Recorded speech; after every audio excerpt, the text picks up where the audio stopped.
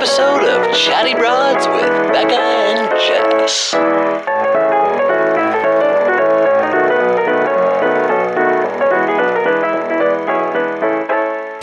Well. Good morning, broads. Okay, first of all, I just have to put it out there that I am captaining the Broads ship this week. It is very scary and I'm drunk with power.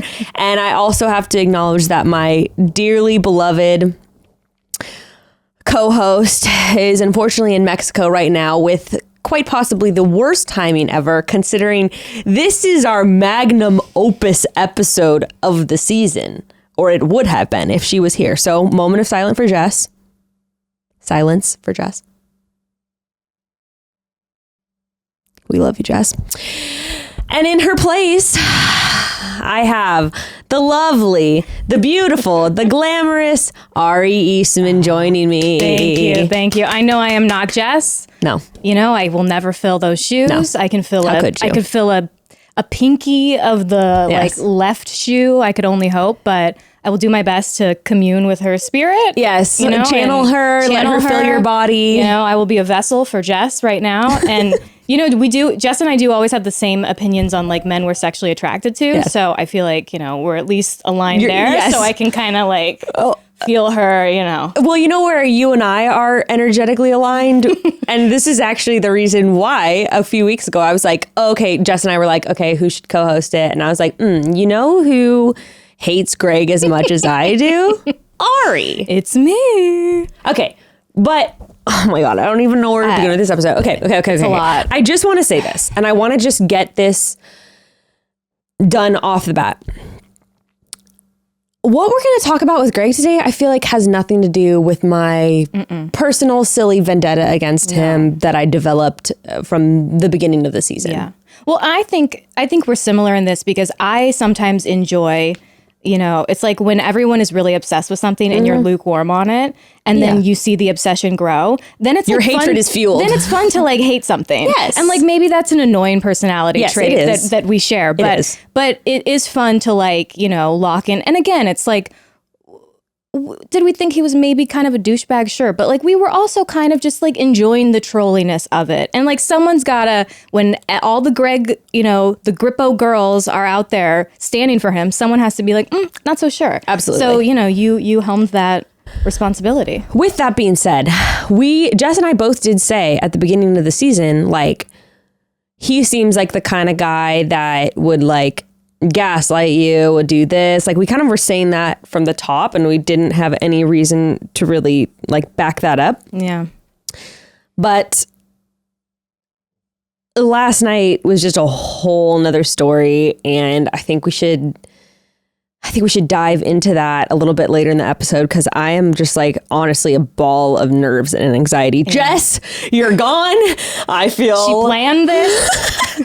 I feel she was like, ungrounded. I'm out of the country. You can't get a hold of me. We're gonna get canceled with me being in another country. Yeah.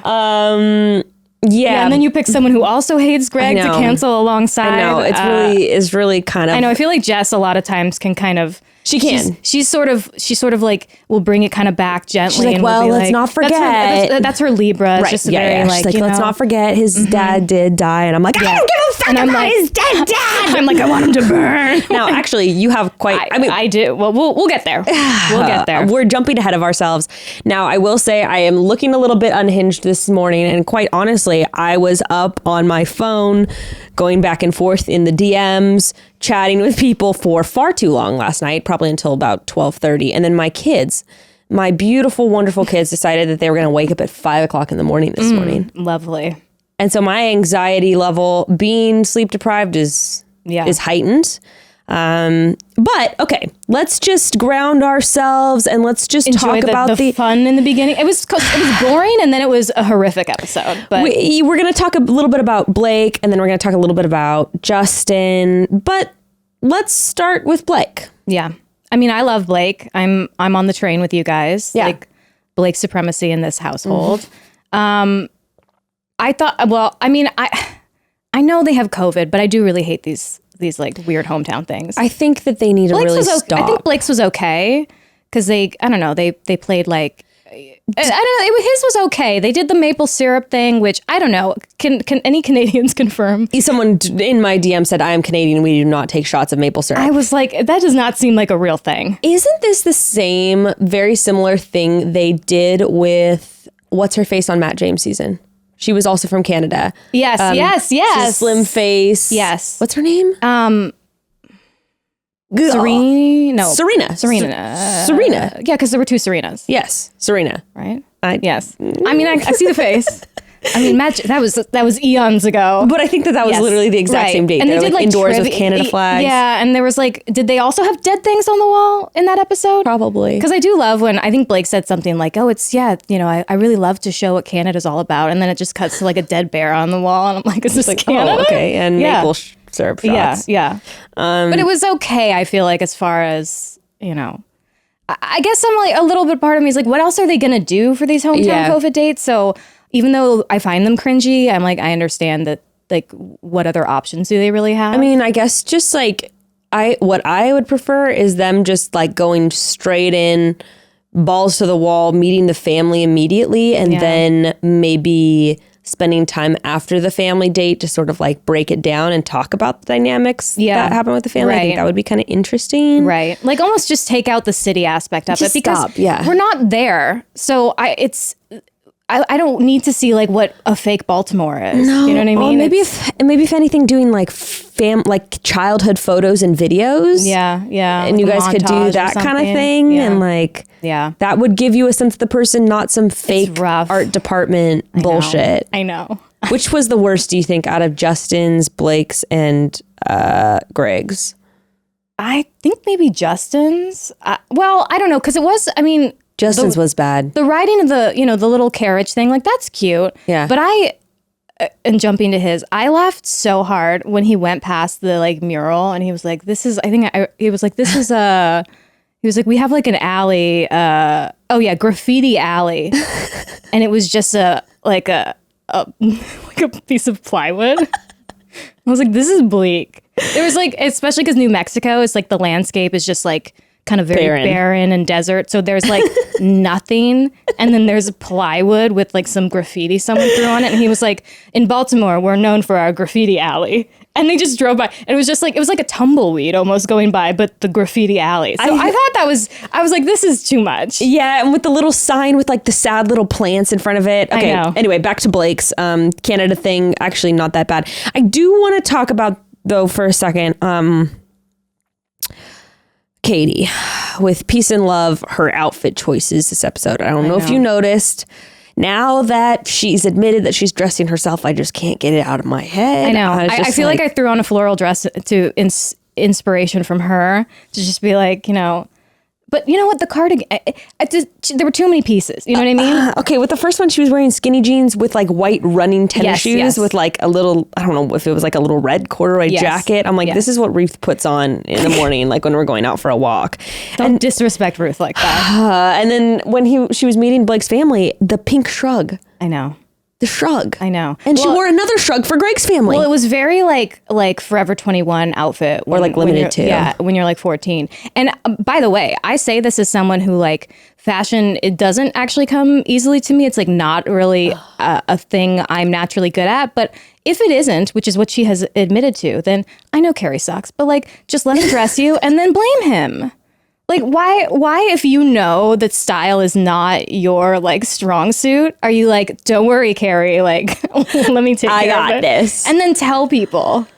I would have been like, yeah, man, Carrie really put me in some doozies. Or literally be like, they didn't give me a stylist this season. Yeah, make yourself the victim, victimize yourself. They lost my luggage, actually. Yeah. So, this was all from the gift shop. From Target. Yeah, exactly. Yeah, so anyway, I just wanted to point that out. But...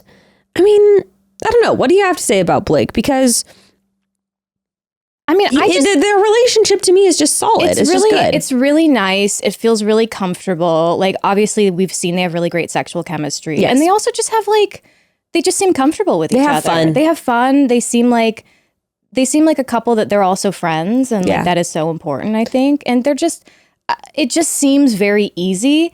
And that's good. I mean, you don't need to have this like crazy emotional intensity like that. Sometimes people confuse like passion and something that's toxic, you know, and you can have passion. Yeah. But there should also be like, you feel safe and you feel comfortable. And she seems like she always feels safe with him. And something I've noticed about him, and I think you guys have talked about it, he seems like a really good active listener. Yes. Like he is always like really absorbing what is being said to him. You can tell he is truly listening and not just waiting for like his chance to respond or speak. And and I think that's like, I mean, that's what anyone would want, but like especially Katie. I don't know. I really like their connection. I think, you know, I was taken back to when she first talked to him about when she was sexually assaulted, and his response, which I just loved, and what is interesting, it stuck out to me on this date. You know, he was like, I want you to never feel pressured. I can't remember all that he said to her, but it was basically like, I want you to feel safe in this relationship. Right. And there was that part, and I know this was a very small moment, but it really stuck out to me when they were playing that silly little game where it was like, touch your favorite body part. And he like grabbed her butt, but it was like, I don't know, like when I saw it, I was like, to me, it seems like this relationship in a way has like already established certain boundaries, and they are so comfortable with each other that him doing that was like totally cool, and she felt totally safe in that moment with him. I thought it was cute too that like he even said, I have two favorites, and it was like her lips and her butt. You know, I just thought there was something like, I don't know, it was like if he had just maybe been like your ass or something, but it was like cute that it was like a romantic and kind of sexual moment of like kissing her and then giving her a little butt grab. And it was I mean, if I don't know what's gonna happen with everything, but I mean, if it's not Blake, I just don't understand like what. No, and what I'm sorry, I can't help but bring in the other stuff with Greg, but what I can't help but love about Blake is his, you know, he's not a quiet guy, he's not a shy guy, but he is very calm and has been calm and put together in this whole situation, even though to me, I guess some people would disagree with this, it seems that he is really in love with Katie. But he is able to remain so just like, all I can know is how I feel about her, and I don't know how she feels about me, but that doesn't matter because I know that I love her, and regardless of if she has me or not, I love her. And that is, I think, looking back, that's what like, you know, successful, I guess, men or relationships out of this franchise have been in this situation. It's men who are very secure with themselves, and they're kind of like, you know, I'm lucky to like be with her, and I know how I feel, and if she returns that feeling, like you know what I mean? Like it's very Zach vibes, I think, even sometimes where, because, you know, and he would even, I remember with Tayshia, like he kind of calmed her and was just like, you know, he was just solid. He was solid in how he felt. And I think with that, it takes a lot of security and confidence in yourself. Because when you aren't, right, then it's you're projecting all these things, and then it's your ego, and then it's with like the tide of the other person's and feelings. it's like, oh my god, like how could you not pick me? And ultimately, like, would it be heartbreaking if you love someone then they don't pick you? Yes, of course. But when you have like that confidence in yourself, you will be like, but I am still a good person. I'm a quality person. Like this heartbreak sucks, but you'll move on and you'll be okay, and you don't have to like project everything on this person who maybe didn't. Sometimes people don't like you back. It happens. You know what I mean? Like sometimes you fall for people and they don't match your level of love, and like that's okay. And I also don't think you should need the other person's assurance in order to be assured of your own feelings for someone, right? Right. Because then it is a weird ego thing, you know? How can you say that you love someone if it is only determined by how that person feels back about you? Right. And you don't love them. No, you don't. No. Just thinking back on the other successful relationships, like you were saying, Tayshia and Zach, who else? Even Brian and Rachel, which Brian was... I know, and he got kind of... I feel like... Oh, I was a Brian hater. Oh, me too. I was like, oh, Peter. But now looking back on that, it's kind of like... Yeah, and I've heard through the grapevine bad things about Peter. So, yeah, I've heard, you know, from direct sources things about Peter. I don't think he's a bad guy, but no, but I think not as secure as Brian.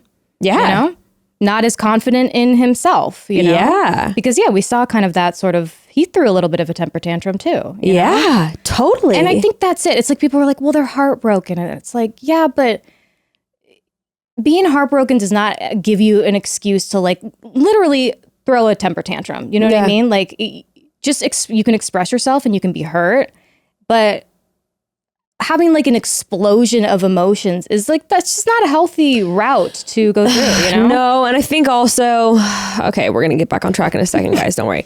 I mean, this is the Greg episode. This is the Greg episode. I think also though, and this is just kind of like a life lesson, the person that you're pursuing a relationship with should make you feel confident and should make you feel confident in your decisions, even if that decision is not to be with them, if that makes sense. Like, if that person loves you, they should be supportive of you, even if that means not being with them. Like, I've brought this up on the show before, but I remember my high school boyfriend who, this was like the first time I said he wanted to be with me. I said no. Later on, we ended up getting in a relationship. Actually, because of how he handled this, he really cared about me, and I was just like, I don't feel the same. And he was just like, you know what? You can't help who you like and who you don't like. Yeah. And that's there was so much maturity too. Yes, so much especially for like a 17-year-old. Instead of that like tugging and pulling, to be like, no, but I want you, but I need you, all that. And I will never forget how he handled that, because I was like, wow, it gave me so much more respect for him in that moment. And it showed me this person honors me and respects me for who I am and what I want, not for what he wants. 100%. 100%. And that is a hard thing to like learn how to do. And I mean, I know I've definitely throughout my life in my like teens and early 20s, like, you know, been desperate for someone to want me back. I mean, I think we all probably have. That's a very mature and evolved thing to get to. Yeah. But I mean, that is the healthier place. And hopefully, as you know, we get therapy and we grow up and we are able to like look back at things. We're like, oh yeah, no, I didn't handle that correctly. Right. And because that's like you said, someone who cares about you, they care about you, and sure, maybe they want to be with you, but they don't want you to do something you don't want to do, because they care about you. Right. And I think people then confuse this romantic notion of like, well, you should want someone who wants to fight for you. I think fighting for someone romantically doesn't look like fighting. Mm-hmm. I think fighting for someone romantically looks like, in a healthy way, I just want you to know that I love you and I want to be with you so much, because I believe we have something beautiful. And so I'll be right here for, set period of time. Not like I'll be waiting for years and years and putting my life on the line for you. That's not healthy, but just being like, or supporting someone through something. That's fighting for, if someone is going through something and maybe there is a period of time where there is a disconnect, fighting for a relationship is I'll be here for you if you ever need me. Being like, I love you and I know you're going through this and I support you and I'm here for you, and wanting someone to, get to a good place, be healthy again, be happy again, whatever that looks like, and that's fighting for a relationship, is like standing by someone in a healthy, supportive way. Right. And not putting pressure on them. Not like begging someone to be with you is not fighting for someone. Mm. Like that's not or trying to convince them of why they should be with you. Right. It's like, when has that ever ended up in a good place? When you beg someone to be with you, do you want to be with someone who you wore them down? No. Yeah. You don't want that. That's exactly what you just did. Your car salesman pitch enough times that eventually they're like, all right, fine, I'll buy a fucking Toyota. I know, and I feel like I've been on both ends before. Like I've been the person who's been convinced, and then of course I end up eventually being like, no, what I really wanted all along was to not be with them. Right. It's like, I should have listened to that weird little gut feeling I had. That made me break up with them in the first place. It was like, I'm unhappy. No, we can get there. I know. Yeah. It's the I mean, we all are like jumping through so many hoops, I feel like, to get to these places in relationships. And it's like, it's complicated. And that's why people like watching shows like The Bachelor, you know what I mean? But also at the same time, it's not that complicated, right? And I think it's always important to pull back and remember that too, of being like, sometimes though, like you're seeing it. Right. It's happening in front of you. You're seeing it. Right. So that's Well, it's like when people show you who they are, believe them. Yeah, I know. I got a lot of DMs about that last night. Before we get to Blake, a word from our sponsors, from me and only me. Miss you, Jess. Love you. First, we got to talk about my favorite cat litter. Hello, Pretty Litter. If you're a cat owner like I am, that means nothing but the best for my beautiful kitties, and that includes litter. I can confidently say I've tried just about every cat litter ever made, and none of them compares to Pretty Litter, even the best rated brands. I always found something wrong with them. Either there's dust all over the floor, or it doesn't stop the smell for long. You know, there's so many different issues, but Pretty Litter checks all my boxes. Its ultra-absorbent crystals trap odor instantly, which keeps away that litter box scent that is oh so recognizable. And because of that, you're going to have to scoop away way less. It's a double win. And the coolest part, you guys, Pretty Litter is designed to help you detect early signs of potential illnesses, including urinary tract infections and kidney issues. Sounds too good to be true, but it really works. The litter will change color based on the will change the color based on the potential illness it detects, which means you're going to have a little extra insight into your cat's health and a whole lot of peace of mind knowing you'll be able to catch any issues early on. Love is putting your cat's health first with Pretty Litter. Do what I did, make the switch today by visiting prettylitter.com and use promo code chatty for 20% off your first order. That's prettylitter.com, promo code chatty for 20% off. prettylitter.com, promo code chatty. So, one of my first executive decisions during quarantine was that for the remainder of the time we were spending in the house, it was goodbye to bras. And of course, I didn't know at the time it was going to last 18 months, but nonetheless, here we are. With the world opening up again, I'm in need of a little refresh on all my bras, which traditionally would be my least favorite thing in the world to shop for. But with Third Love, it's actually, dare I say, an enjoyable process. Third Love has taken bra shopping, something that almost all people hate, and turned it into a stress-free, enjoyable thing. I'm sure that sounds way too good to be true, so let's talk about it. For starters, no more dingy fitting rooms or department stores. The whole thing is done online right from home. You get to start off by taking the Third Love fitting room quiz, which will help you find your perfect size and style. So far, it's helped over 18 million women find the perfect bra. And we're not talking like, okay, 10 standard department store sizes. Oh no, babes. On Third Love, you're able to choose from over 80 different sizes, including half sizes, which I love. I'm one of their half sizes. 80. If you're still straddling the line of comfy at-home dressing, I suggest their new Seamless collection. It fits like you have literally nothing on, but it looks like you have something on, so it's the best of both worlds. Third Love knows you deserve to feel comfortable and confident 24/7. So right now, they're offering our listeners 20% off your first order. Go to thirdlove.com/chatty now to find your perfect fitting bra and get 20% off your first purchase. That's thirdlove.com/chatty for 20% off today. All right, so Blake, one thing I want to say about Blake that killed me, and I know he meant it. He meant it to sound good, but he said before she was about to go meet the family, he said, "You don't have to be great. You just have to be you." Yes. And that made me laugh so hard because the implication is that she's not great. What he meant was just be you because you're great. Yeah. But he said, you don't have to be great. Just be your piece of shit self. Like, that's not your mediocre personality. Yeah, just be blah, you know? It's fine.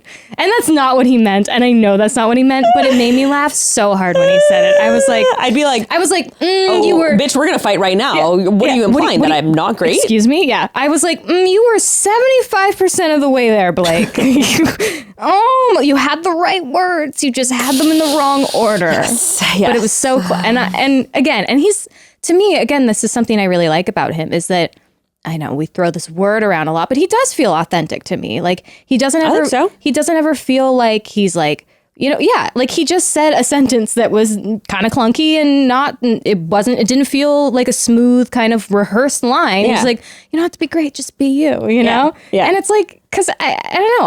I trust him. I do trust him. Well, I thought his family said a lot about who he was. Yes. And I trusted him a lot more after his family because they're like his mom and his sister to me. They're just like her in her hot pants. Like she was everything. She was the moment. She was with her little like fake leather pants. And I was just like, oh my, I know. Can we get her on Bachelor Senior Edition? No offense. You look like you're 40, but No, I know. Well, she also, I was looking at her Instagram last night, and I might be butchering it, but she had, I think her bio was like, I used to be married, but I'm smarter now, or I'm better now. It was something like that, which I thought was hilarious. we love her. She's an icon.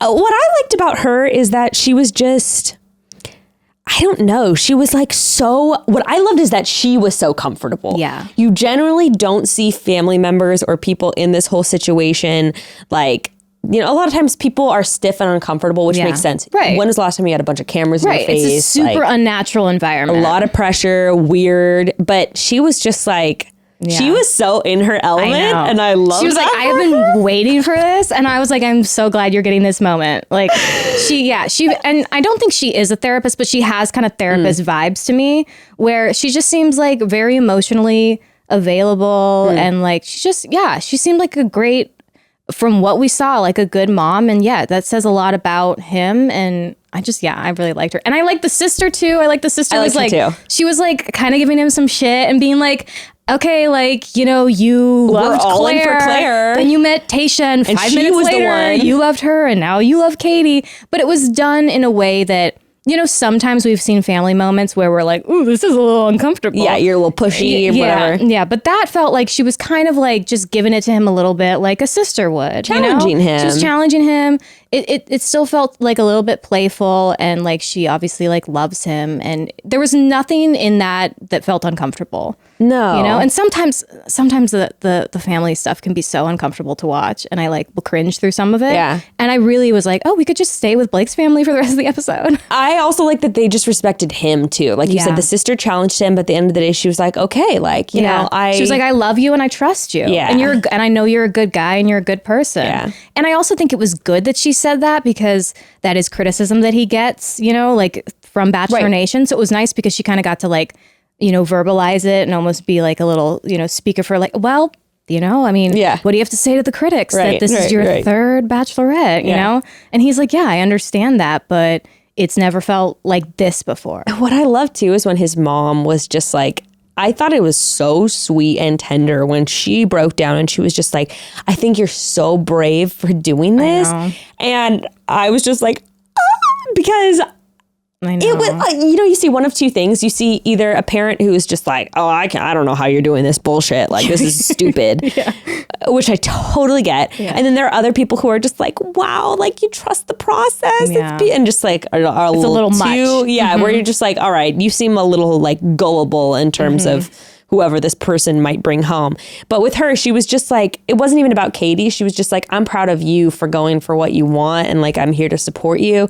And I thought that was just beautiful. Yeah. It wasn't even about him and Katie's relationship. It was about her relationship with her son. And like we were talking about earlier with romantic relationships, backing him up and being like, whatever happens, I'm here for you. And I don't want to see you get hurt, but I'm here and I love you. And like, I'm your safe space kind of thing. And I really liked too that, not that there's anything wrong with being emotional. I'm very emotional, but I like that as she was kind of tearing up and talking about it, he was listening to her and he felt very stable and secure. And again, the act of listening, you could tell. And he wasn't like falling apart though. He was just like, he's just like such a solid guy, I feel like. And he was listening to her.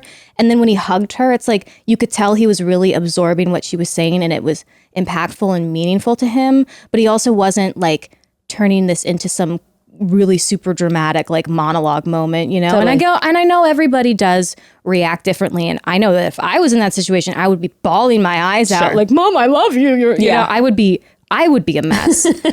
But I just really like that, and I think for Katie, I just really like that he, seems to be really comfortable with emotional displays. Yeah. And then like just he reacts to them really well, and he is a safe space. And he also seems comfortable at the same time with setting boundaries. Yes. I don't feel like we've seen a ton of examples of it, and maybe I'm just going off vibes, but he seems like someone who is an emotional safe space who can also be like, hey, but the way you're treating me is not okay. Right. I totally get. I love you're like, we haven't seen examples of it, but I feel like I believe in my soul. No, but I think there's enough like circumstantial evidence of other things that it's like, yeah, that's probably how he would react, because he is very, he's very emotionally smart and like, you know, and I think we see that from his mom probably, you know, that's been how he's been raised. And he also doesn't seem to me like a shit stirrer either, which we even see in his in the quick thing with Greg, or Greg's just like, you know, they have a brief moment and Blake's just kind of like, yeah, it's hard. Yeah. And then he's like, I'm gonna go work out. You take care of you. Go lift some weights. Don't know what's happening here. I don't really want to talk to you because you're also in love with Katie, but it's cool. I'm gonna, I'll do my thing, you do yours. Catch you later. I don't know. I like Blake. Maybe I'm a simp for him, but all in all, I thought that family, for me, going into that family date, I would be like, this is awesome. This is a family that I feel like I can have a healthy relationship, like with my in-laws. And because she seems, you know, she seems close with him, but not overbearing, not possessive. Right. This is not like, you know, I was going to say, this is not a Barb situation. This is not Sweetums. She seems like someone who would also hold him accountable, you know, because there is something, we see that like with Barb and stuff, this toxic, like my baby boy can do no wrong. My child is an angel and is perfect. And it's like, when you're raised that way, it's like, well, of course. It's the kind of parent who like, you know, it's like, well, my son would never do that to someone else. It's like, my son would never be a serial killer. It's like, okay, well, someone birthed Ted Bundy. You know what I mean? Like, when you are so sure that your child can never do anything, it's like, that ain't good. It's denial or something. Right. She doesn't give that vibe at all. No. Well, them 10 out of 10 family date, I will say. 10 out of 10. Next up, Justin. Who how is he here? I like Justin. I like him too. I like him. We have not seen a lot of him, I feel like. And I think on this episode, I got more of a vibe for him and I like his energy. I think he's probably like a great guy. It's just like, how is he final two? I think it just must be because he's hot. Yeah. And that's the only conclusion I can really come to. Unless we're seeing a lot of stuff that got cut, but it's just, I don't even really see like a comfort between them or. I mean, he's kind of a goofy guy. And I think that in Katie's mind, Justin is just kind of like the hot guy who makes you kind of giggly and you go out with him and his friends and drink beer and every once in a while you guys hook up and you know, you consider in your head like, oh, maybe one day we could have something. Right. Could you're we? Like, and each time you try to get like an emotional connection going and you're like, but he is hot. And he is nice and he is fun. Yeah. But there's not that extra thing. No. You know? And that's fine. But, I mean, it's shocking that he's here, but... I mean, she basically said she was going to send him home after this date in so many words. Right. Like, she said to Greg's mom, like, Greg's going to next week. And I think if Michael had not sent himself home, he would be there in place of... Bro, Justin. This girl's men are jumping ship left and right. Oh, it's so rough. It's so rough. I want to give Katie a hug. She went down. She didn't even have a final four. She went from 5 to 2. By the way, and you know, she's been criticized by me too for some of her like kind of cringy social media online presence. And I'm like kind of understanding it more because this girl has been put through the ringer. I think she's a bit of a people pleaser and obsessed with social media. And I say that as someone who is both. And it's not a good combination, you know? And then you're catapulted into this thing. And I'm like, I understand why she is like going off in IG stories, you know? It's like, I mean, I'm just like, I want to be like, just go to therapy, turn off your phone. Like, too much has happened. Like, I feel for her. I really do. It's such a hard... I was just talking on another podcast about this recently, about how coming off of The Bachelor, it takes years, I feel like, unless you're a very disciplined person. It took me years to recognize the point when you have to say, I'm putting this down. I know. I'm deleting the Instagram app.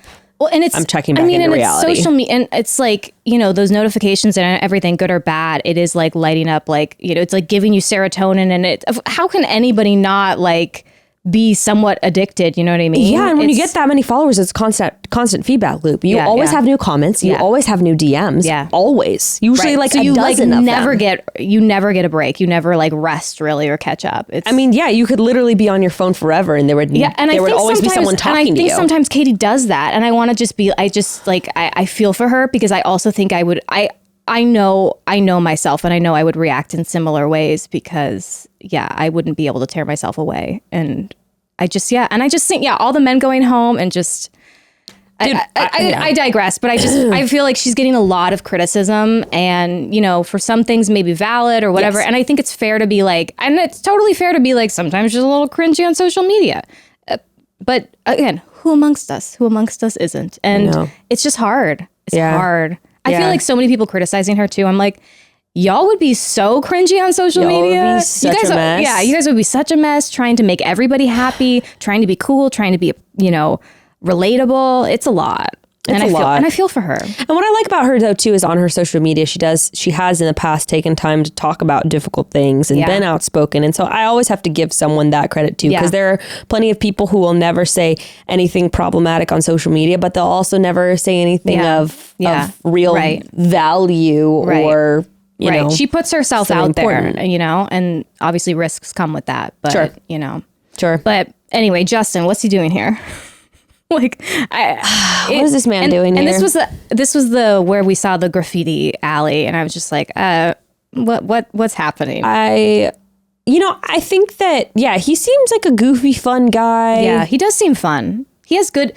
I do get good vibes from him. Yeah, and I was laughing really hard when they were like in the little carriage thing, and he goes, and I'm like, these are the deep conversations they're having to decide if they want to get married. And he goes, blue cheese or ranch? She goes, blue cheese, and goes, shut up. And it was just like, he was so excited. And I think he goes like, shut up. And then he goes, what's your ring size? And I'm just like, this is so indicative of their relationship of like, they're not there. They're not there. Frozen on date 2 forever. Yes. 100%. Yeah. It's not a bad place to be. No, it's nice. Like I think they probably like each other. Sure. They're companions, pleasant companions. It's just wild. It's wild that he's in final 2. No, he honestly seems like, he seems like he could be like a bestie to her, like giving her advice on the other guys, which I would actually love if he took on that role following this episode where he's just like, Katie, where are you at? Yeah. So is it you and Blake? Is that forever? Like he's the new Chris Harrison. He's like, he just like steps out. He's like in a suit. He hands her the rose. Yeah, I was gonna say, he's like, Katie, this is your final rose. Blake's just standing there all confused, and Justin's just like so happy for you two. Give it to Blake. I'm under contract now with ABC. I would actually love if he swoops in after this to like debrief with her about all the Greg stuff. But Justin's a nice guy. They have nothing there except maybe. Yeah. Do we feel like they have a lot of sexual chemistry even?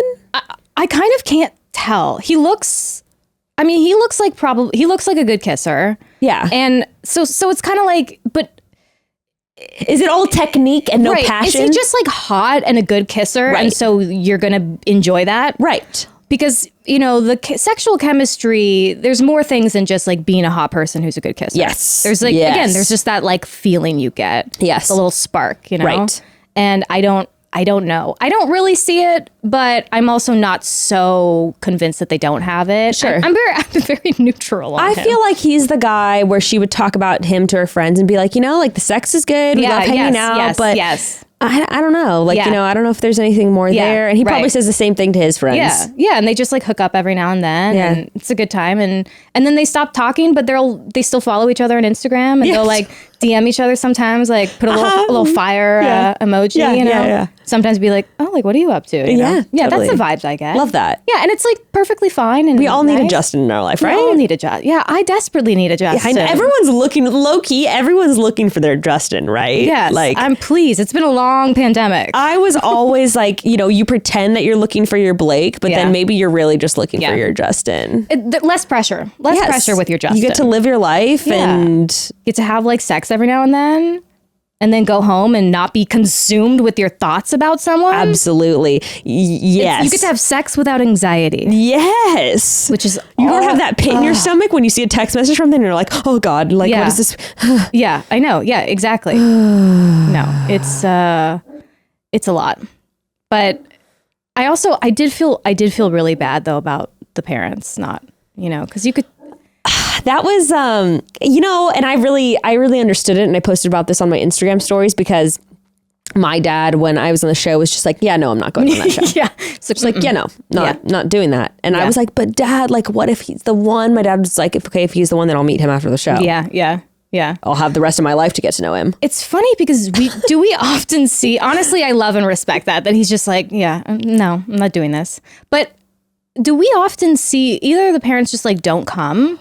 Do we see the confrontation? No, we don't see like the phone call, do we? I mean, no. I'm trying to remember, have we ever seen that? No. Because they've either just not been there and they've explained like, oh, well, my friend came, or right. That's it. Mom and dad were unavailable. No, they made a point of being like, Justin's parents are not down to come on this fucking show. It was a very interesting choice, and I wasn't really sure why they did that when they normally don't. So I wonder if his parents like I can't remember, like, are they first generation Americans? I don't know anything about Justin. Me neither. He paints a rose and that's about all I got for you. But sometimes I feel like it's like a first generation, like American thing. I feel like I've seen it in my family where it's sort of like, it's about like dignity and sort of like appearances and being like, we cannot support you on this silly show kind of thing. Right. I don't know if I'm making an overgeneralization. I might be, but yeah, I mean, they were just kind of like, you can't possibly know someone enough to, I mean, they were saying what is a normal thing to say, which is what we all pretend is not true about the show, which is you cannot possibly know you want to marry someone, like, you know, having known them for such a small amount of time. I disagree though. You disagree? I think there are moments. I do agree. I think now maybe knowing, but actually getting engaged. And I know it's like kind of just at this point, what does it really mean on the show? People tend to go and they'll like actually get really re-engaged. But probably for the parents, they're like, you're going to know someone for, you know, less than 2 months, and you're going to propose to them. And, you know, who knows? I mean, I try to explain The Bachelor to my mom all the time, and she's like, what is this? She's like, what is this garbage? Yeah, I know. But so I can understand that. But yeah, it was just so wild to see it. And I felt for him because you could tell he was just really disappointed. Yeah. And it's kind of like a game over situation because you're not going to beat the family. Like, I don't know what can go. Not that he was going to win. No, I know. And I kind of felt for him too, where I could just tell he was in sort of the position, like, and I might be overreaching, but coming from a similar situation, it felt like he doesn't have the type of relationship with his parents where, I don't know, it just seemed, I just got just wanted more support or something. Yeah. And where I feel like it was just, the issue was like there, you know, like, I don't know. I'm projecting, but I've had issues with my parents in the past where it's like, you know, I'm your mom or dad. I'm not your friend. And because I said so, right, you know, and I sort of got that vibe in it where it's like a sort of, because I said so kind of phone call. And he didn't. Yeah. Cause he definitely sort of just was like, okay. And he pushed back like a teeny tiny bit, but you know, it was very much like, you know, okay. And yeah, I just felt for him being disappointed, and I think he handled it really well. And, you know, obviously he was upset, but you didn't really see that. And he just kind of did what he had to do. And then he was like, all right, I'm going to bring my two friends. Yeah. Which I liked his friends I liked them a lot. I want to hang out with all of them. Herb, I loved. You love Herb? I mean, so cute. And he was just like, it was a pleasure meeting you. Yeah. I was like, oh my God, Herb. I'm like, is Herb the one that you fall in love with when you're fucking Justin? Yeah, Herb, it is a pleasure meeting you. Like, he had immediately just great vibes and like, he just seemed super sweet and chill. And yeah, both the friends were like, I was dying when she was like, he's a really good kisser. And they're like, my boy. And I'm like, what, did you teach him? Like, what is that? It's like such a strange, like, that's my dude. Okay. What does that have anything to do? That's my son. Yes. You know, it's like, taught him everything he knows. Yeah. It was hilarious. But they were very cute. And my roommate and I were talking about, they just seemed like a friend group that you would want to hang out with. Totally. You know, just like good, nice dudes, people, nice dudes. You'd have fun. You'd go to the bar, very chill, safe people. Seems like nothing bad to say about them. No. And I think that they probably felt the same way about Katie, but they're probably like, they were like, you don't actually, you want to marry her? Yeah. It was like, you're in love with her? Like, okay. Like, it was definitely, but they were so supportive too. They were supportive and they were nice. And I would have totally, I really want more of a Herb. Yeah. Herb was great. Agreed. But yeah, I think that's all there really is to say about Justin. What are you gonna do? Mm-hmm. And then he didn't.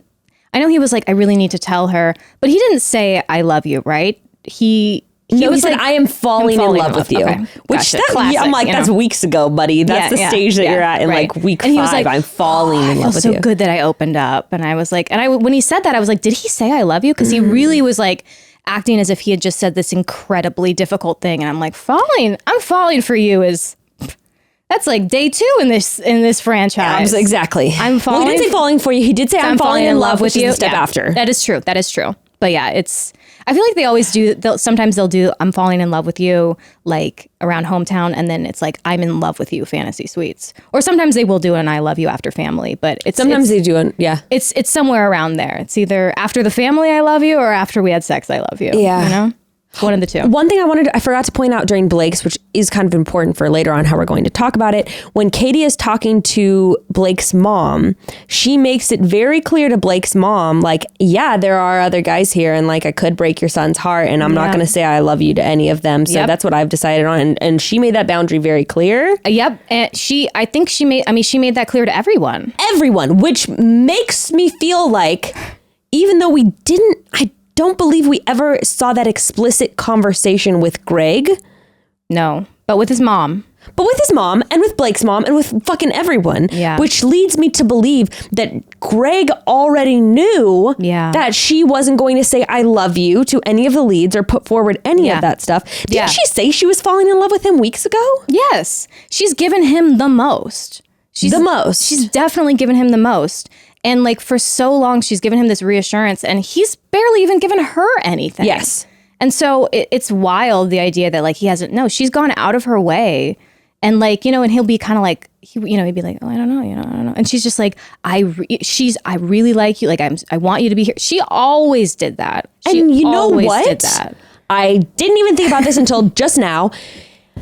What he was trying to do initially was trying to get her to say, I love you, was trying to get her to say more than she had already communicated she wasn't going to do. So immediately he's trying to push past a boundary that she has set. Yeah.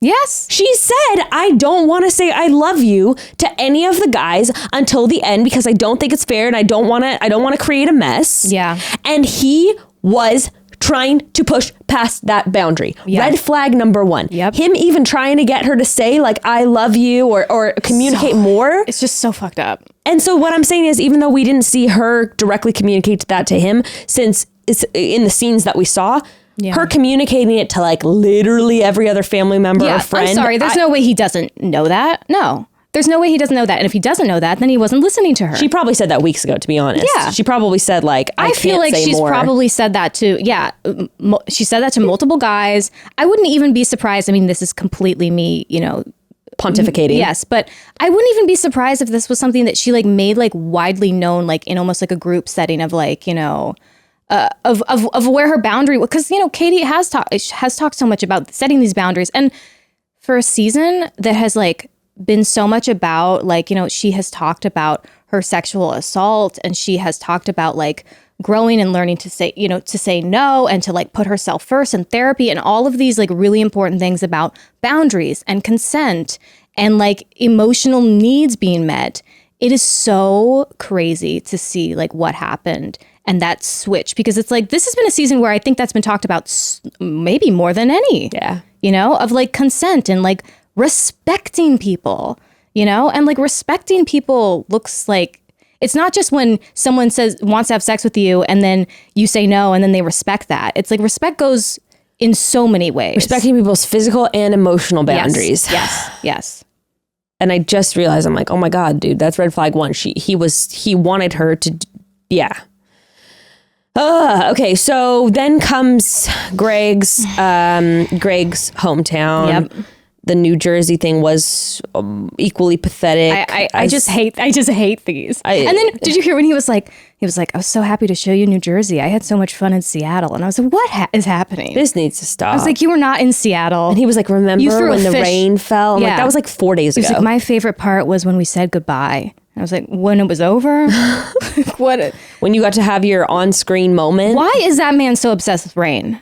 Because he wants to be in a Ryan Notebook. He does 100%. He wants to have like he has his like little monologues and stuff too. But I've never seen someone so obsessed with kissing someone in the rain. It's not fun. Have you tried kissing in the rain? It's not fun. Ugh. You get rain in your eyes. You're kind of cold. Yeah, and it's like, you're like you can't breathe. No, it's I don't know what he thinks he's auditioning for. The Notebook. Yeah. It's like, you're not Ryan Gosling. Which, by the way, people were bringing up in my DMs. They were like, Greg thinks he's in the Notebook. But also, the Notebook is not a super healthy example of love. No, it's not. He's like, I wrote you so many letters. Oh, leave her alone.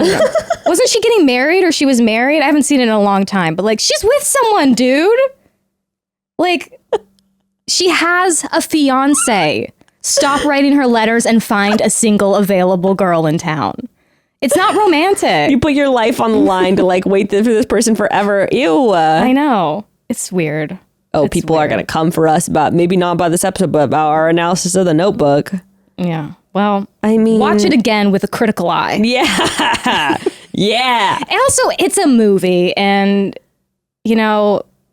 movies are filled with like unrealistic whatever, and it's just like it's just so frustrating. You know what though, I think that so many of these movies, and I think it's something so important to remember, create this narrative where this man or this woman is everything. Yes. And you sacrifice everything for this person, and you give up everything for them, and you'll even give up the hope of new love or having a regular life for the dream of this person. And guys, we gotta cut that shit. And I have participated in that. Like, there is one specific my like high school, college sweetheart who, I mean, it's been like, we broke up in like 2012, and there were so many years afterward where he and I both would like, we romanticized this, and we would have other partners. Oh, girl, I still even think about my first love, where I'm just like, oh. And I'd be like, and we would like send each other emails, and it would just be like, I think about you. And it would be like, we haven't talked in like 5 years. Yeah.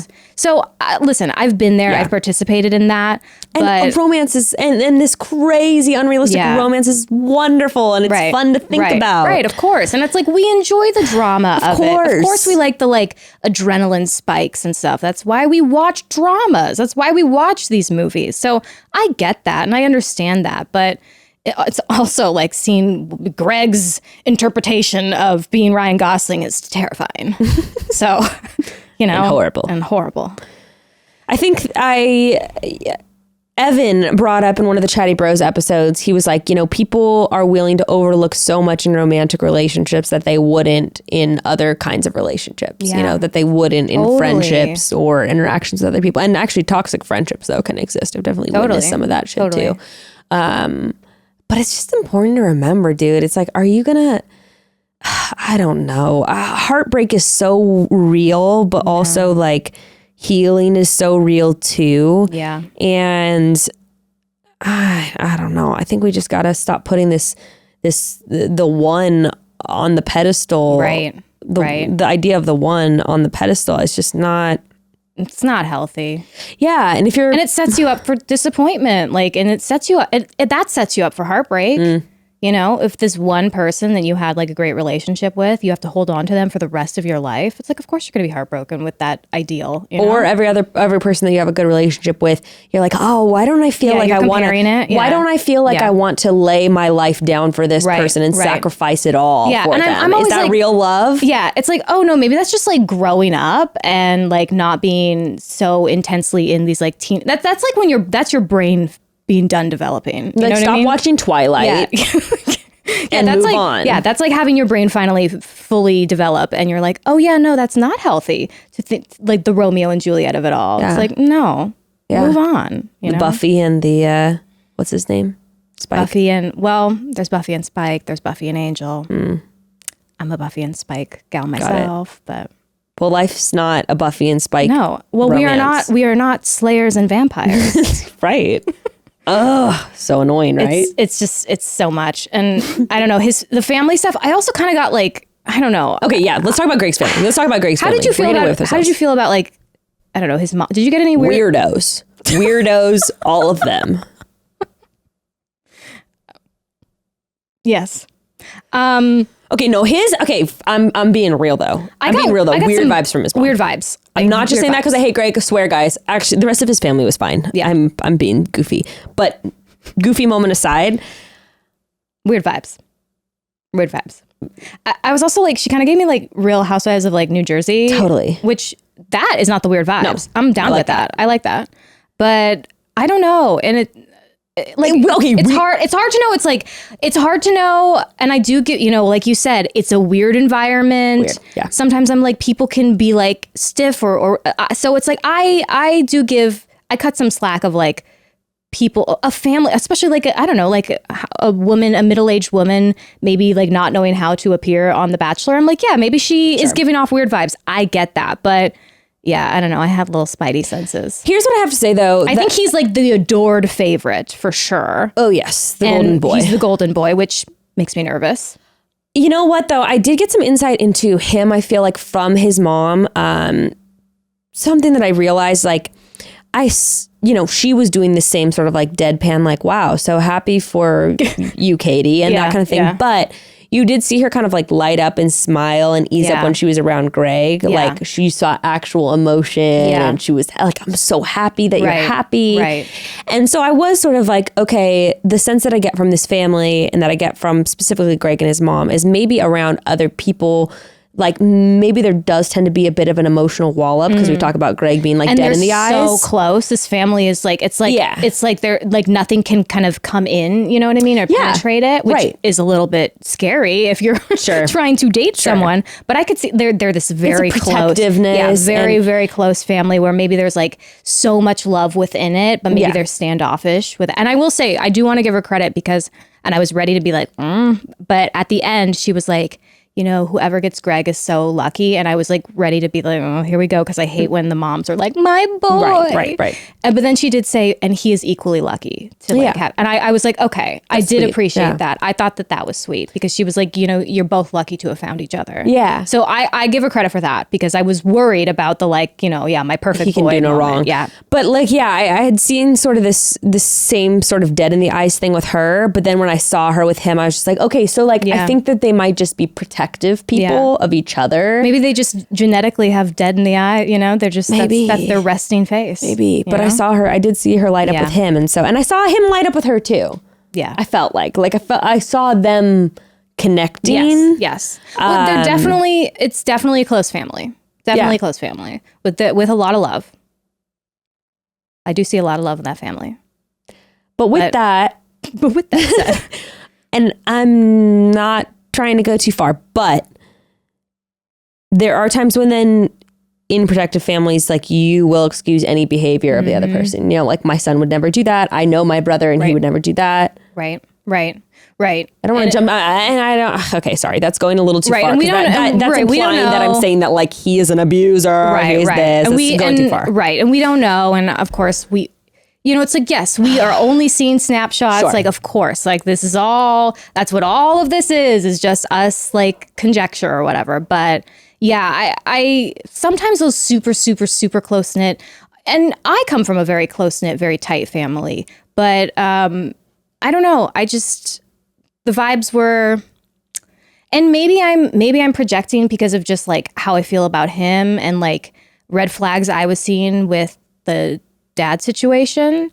So I don't know. I think that there was also a lot of, it's complicated because I think I have a dead parent myself. So I feel like I can speak on it. It's like, of course they're going to want to include him and talking about him and like that the loss of him is felt in this room, Yeah. But it's also, that was like, there was a lot of talking about the dad and there was a lot of like trauma dumping and putting things on Katie where it's like Katie also has lost a father. And it just felt uncomfortable to me. It didn't feel like really bringing someone into the family and being like, well, of course we also want to acknowledge like the person that's missing. It felt like, and I don't remember how recently he passed. 2019. Okay, so it's fresh. Yeah. It felt like there hasn't been a lot of processing of the grief. Right. And then that's like being kind of like put on Katie. And I'm like the first time you're meeting someone's family too, like that's so heavy for him to just be bawling about, his dad. And again, it's like, I have a lot of obvious empathy because I've been there. Like I was 16 when my dad died, but people being like, well, he was just emotional, whatever. It's like, but that's a lot for Katie. That's a lot for Katie to like have when she's meeting the family, Yeah, that's especially a lot because she's been through the same thing. So it's like, of course that could trigger something. And I think something interesting that I don't remember, I think it was maybe the brother who was talking to Katie and said like, Greg doesn't talk about our dad. Like Greg never talks about him. Like Greg has never like, this is not a subject he brings up. This is not something we see him get emotional about, and he was saying it as like a good thing about that Katie's brought this out in him and like he can confide in Katie. And I got nervous and I had some red flags go up because, you can't put all of your grief and trauma on someone, especially your romantic partner. No. And it's almost like, is she supposed to be his therapist? Like, is she supposed to help him shepherd him through this loss and this trauma? And it's like, I can also see this. And again, I know that it's just my perspective and it's, everyone's grief and everyone's loss is different. But I feel like I've gone through so many similar things. Like my best and worst relationship have been with men who had dead fathers. And those were things obviously we bonded with, but in different ways. The one where it was a really loving relationship, we both lost our fathers to cancer in high school. And it was something that we bonded and understood each other through, but it was not like the only thing. And we had talked about it and we were like processing it and we were grieving it separately. Yeah. And we had moments of doing that together. And that was a nice bonding thing in that, sure, like at graduation, when everyone was so excited, we both understood the shared bittersweet moment of being like super excited and then both wanting to like cry for a minute. Yeah. And that was something that we could just understand about each other. But again, it wasn't like we needed each other to survive to get through this loss because we were already like doing that on our own. Yeah. And the best we could in high school and whatnot. But and then I've dated someone who I've dated a lot of men with like dead fathers. I don't know. We seem to find each other. And then I dated someone, we go to like the meetings. And then I dated someone who, it was just, I was like supposed to be the savior. Yeah. And all of his depression and all of his loss and all of his trauma went away because of me. Yeah. And then, he flips a switch and it's, there all of a sudden it's like, a different person. It was similar to Greg. Well, and I would even say, you can't save someone like that. You know what I mean? Right. And I even had a relationship with someone who it was an otherwise pretty healthy person, pretty healthy relationship. And he was not a manipulative person at all. No ounce of it. However, he wouldn't talk to anyone else about his issues with a very close family member. And I was the only one that he would confide in.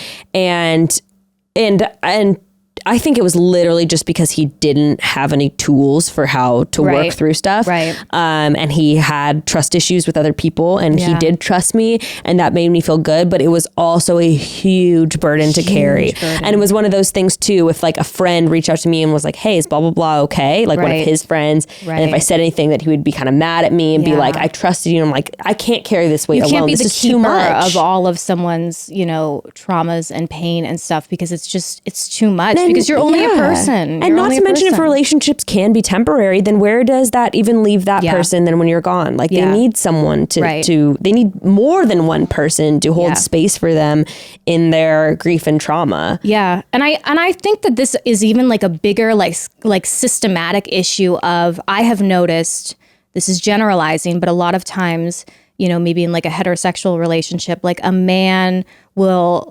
woman will be the only person that he shares certain things with, whereas maybe we share with our friends or whatever. We can have like, I have so many intimate... I call my mom and then I call my best friend, then I call my other best friend, then I call my sister. And I have so many intimate relationships with my platonic girlfriends. And I don't think we foster that enough in men. And so I know like kind of what you were saying, I think probably so many like women in heterosexual relationships have had those moments of being like, you're their girlfriend and you're their therapist and you're the only person they can talk to about something. And it's like you said, it like makes you feel good because you're like, they trust me and they love me and I'm here for them and I'm helping. And I believe it's a motherly instinct too. It's a codependent motherly instinct for sure. But that's a lot, and that can like weigh on you, and you just can't.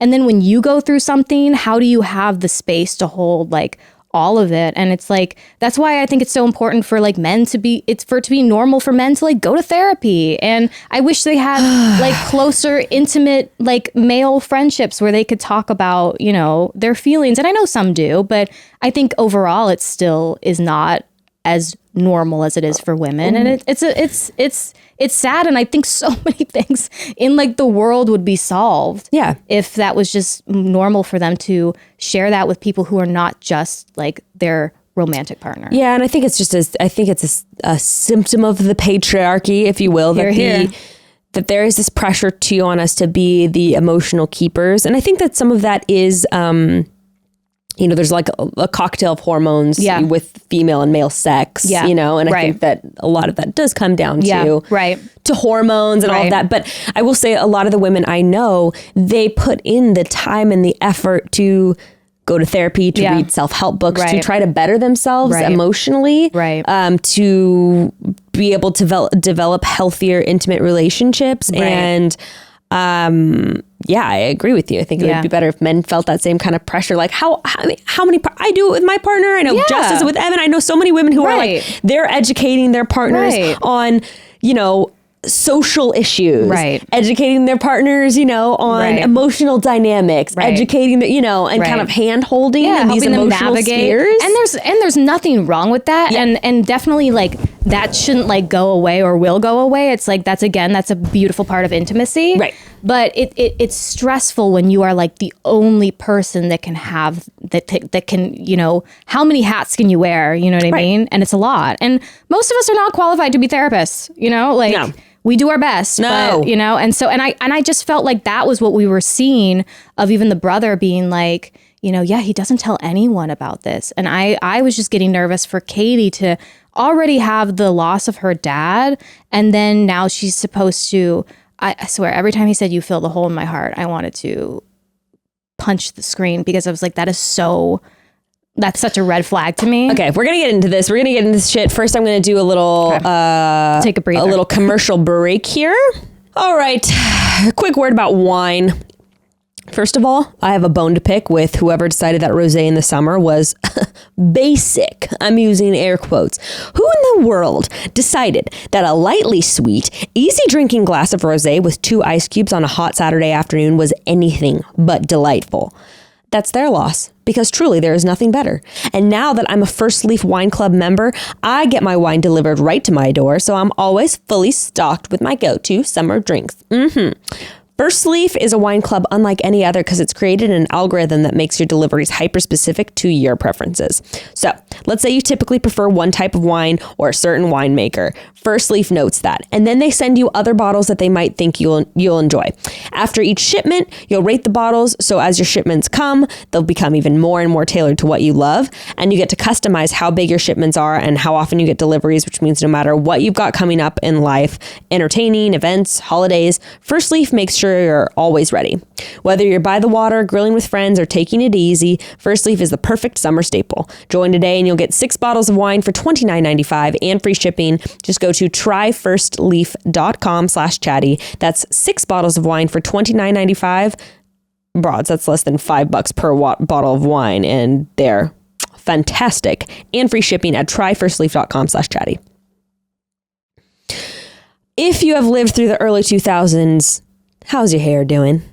No, seriously. Between the relentless straightening, I remember before school in the morning, I'd have to have my mom help me straighten the back of my hair every single morning. The bleach blonde highlights, the ultra tight ponytails, it's kind of a miracle we have any hair left at all. And all jokes aside though, hair thinning and hair loss is a very real thing for millions of women. It's just sort of an accepted part of getting older or postpartum. I've gone through it. It doesn't have to be with Nutrafol. Nutrafol has 2 targeted formulas made just for women that are clinically shown to improve hair growth and thickness, and the thing that I was most excited about, it helps address shedding. Nutrafol helps with all of it. In fact, in a clinical study, 86% of women reported improved hair growth after 6 months of taking Nutrafol, and more than 1,500 top doctors recommend it as an effective solution for healthier hair. I can't wait to see my results as I keep taking Nutrafol. My hair is just growing. And Jess has been super open about her hair loss, and I know she has started taking Nutrafol, and she's super excited about it. So you can grow thicker, healthier hair and support our show by going to Nutrafol.com and entering promo code Chatty to save $15 off your first month's subscription. This is their best offer anywhere, and it's only available to U.S. customers for a limited time, plus free shipping on every order. Get $15 off at Nutrafol.com. That's Nutrafol.com, promo code Chatty. All right. Okay.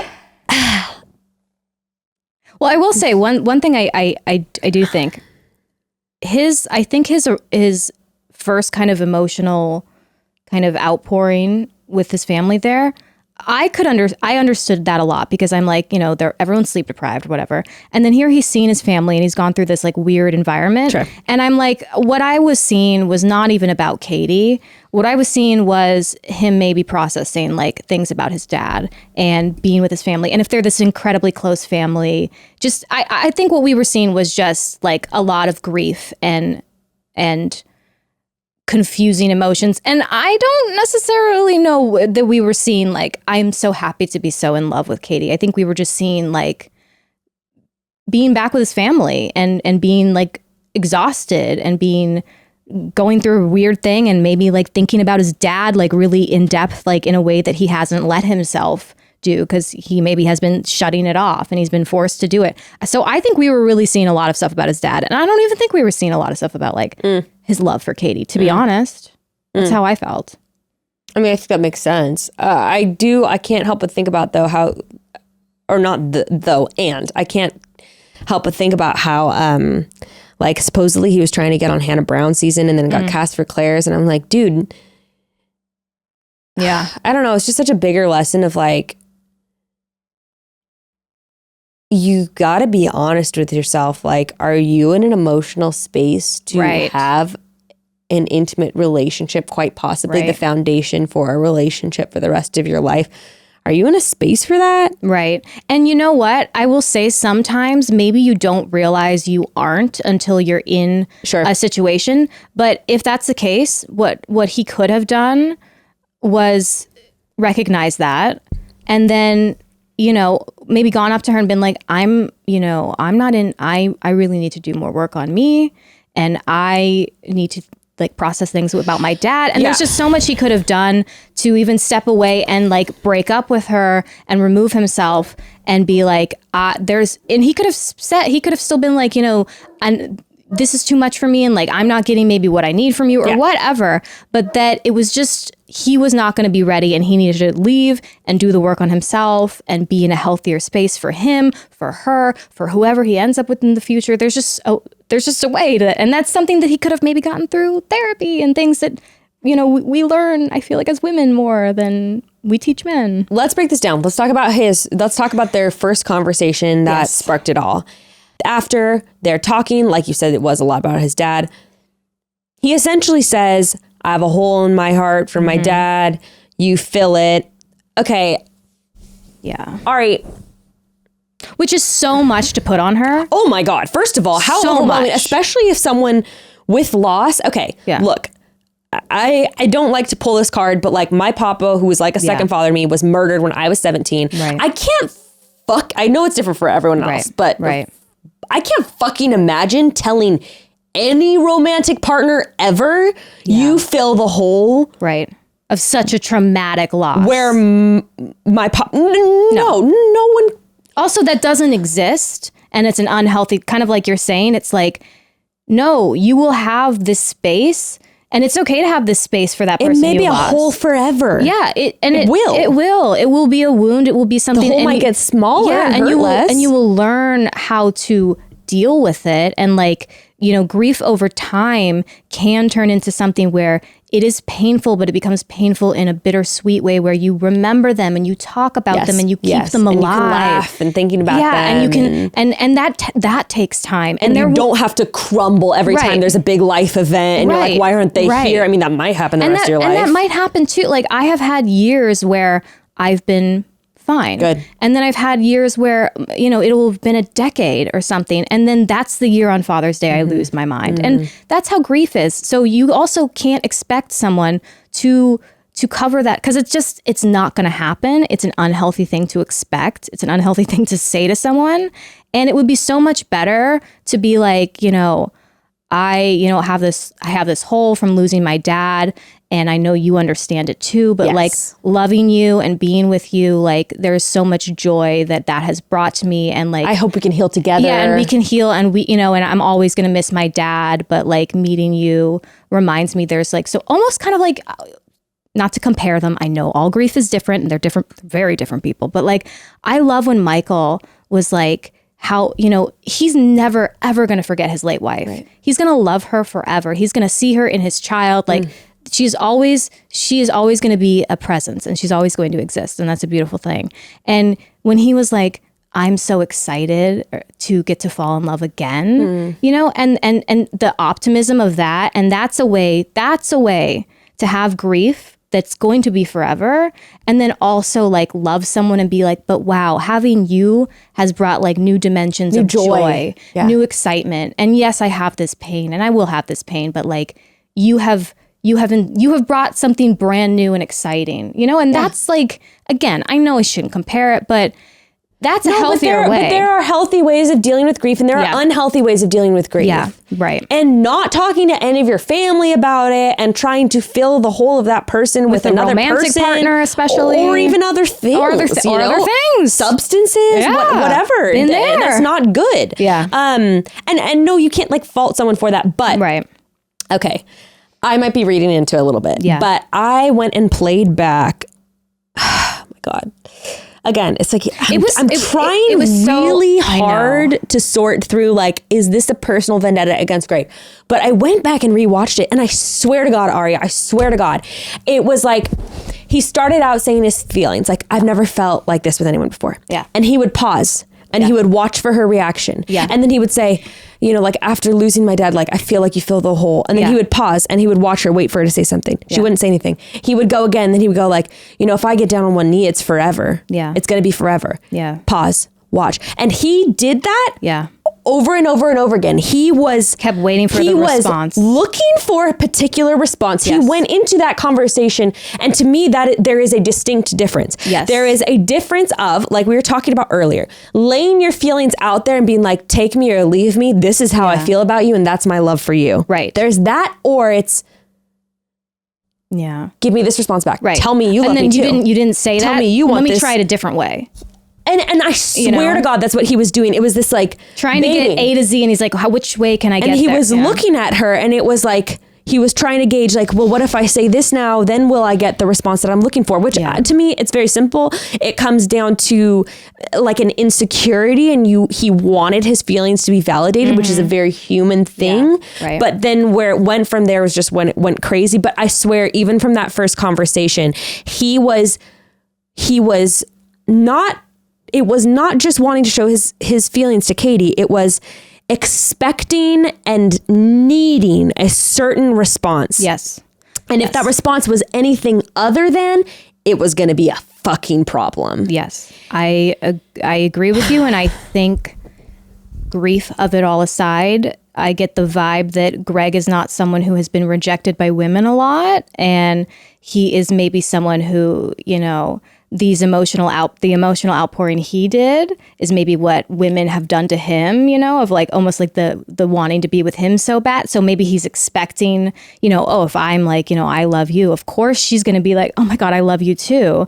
And then when he didn't get that, I think you saw a very wounded ego, and like you said, like not having the response that you wanted, which that can happen, and you can be disappointed when someone doesn't give you the response you wanted. But I didn't see like a hurt, disappointed, like I don't know, like tender sadness for not hearing that somebody loves you back. Sure.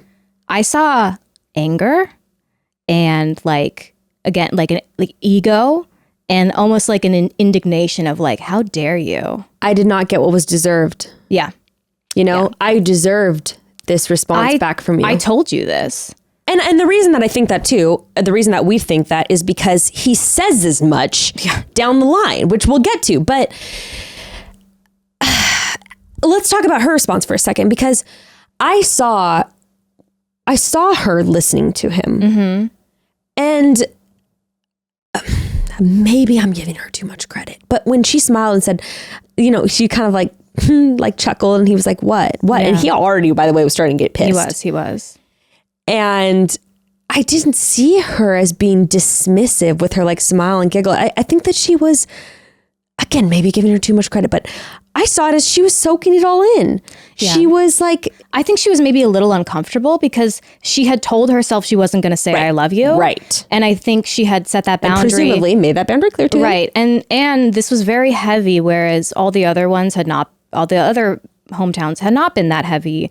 And maybe it was, you wanting to say something or wanting to validate, but she has so much like probably going on in her head. And I feel like I could even see her, like you said, I did not see it as like I like looking at you because you're so hot. I saw it as like she's like enamored with this person, and enamored in a way of not just, physically, but like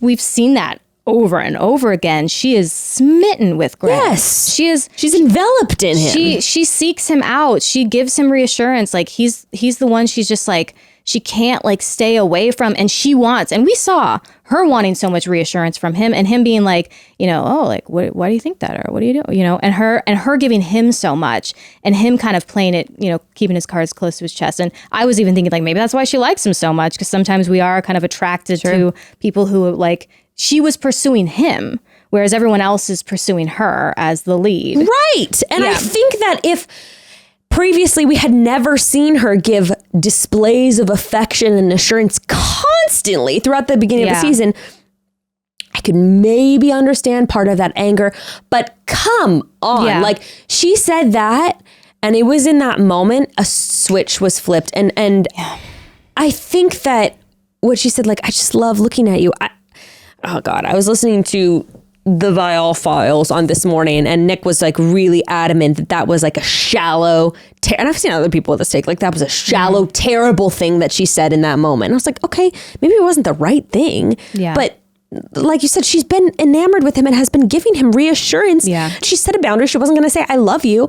And so I think that when she said that, I don't know. I think she had absolutely zero clue that it was going to head in the direction that it did. No, and I did not see it as some sort of shallow, like, okay, you know what this was not? This was not when, who was it with Juan Pablo? Was it Claire that was like, I love you, and he was like, I love fucking you? Or who was? There was something. It was not I love your tits. Yeah, no. It was not that. She was, I think. Which, by the way, even that, I'm sorry, that's an asshole move. Yeah. But like. Yeah. That's an asshole move. Right. Is it anything more than that? Right. It's just, it's like, okay, rude, Yeah. But for her. Dude, my partner says things all the time where I'm like, I'm telling Gray, I love you, you mean the world to me. And he's just like, so do you want to watch Star Wars now or whatever? And it's like, okay, it's annoying. It's rude. But sure. Welcome to fucking reality, because we're not in the fucking Notebook. Right. Yeah. Unfortunately for Greg, because he would like to be.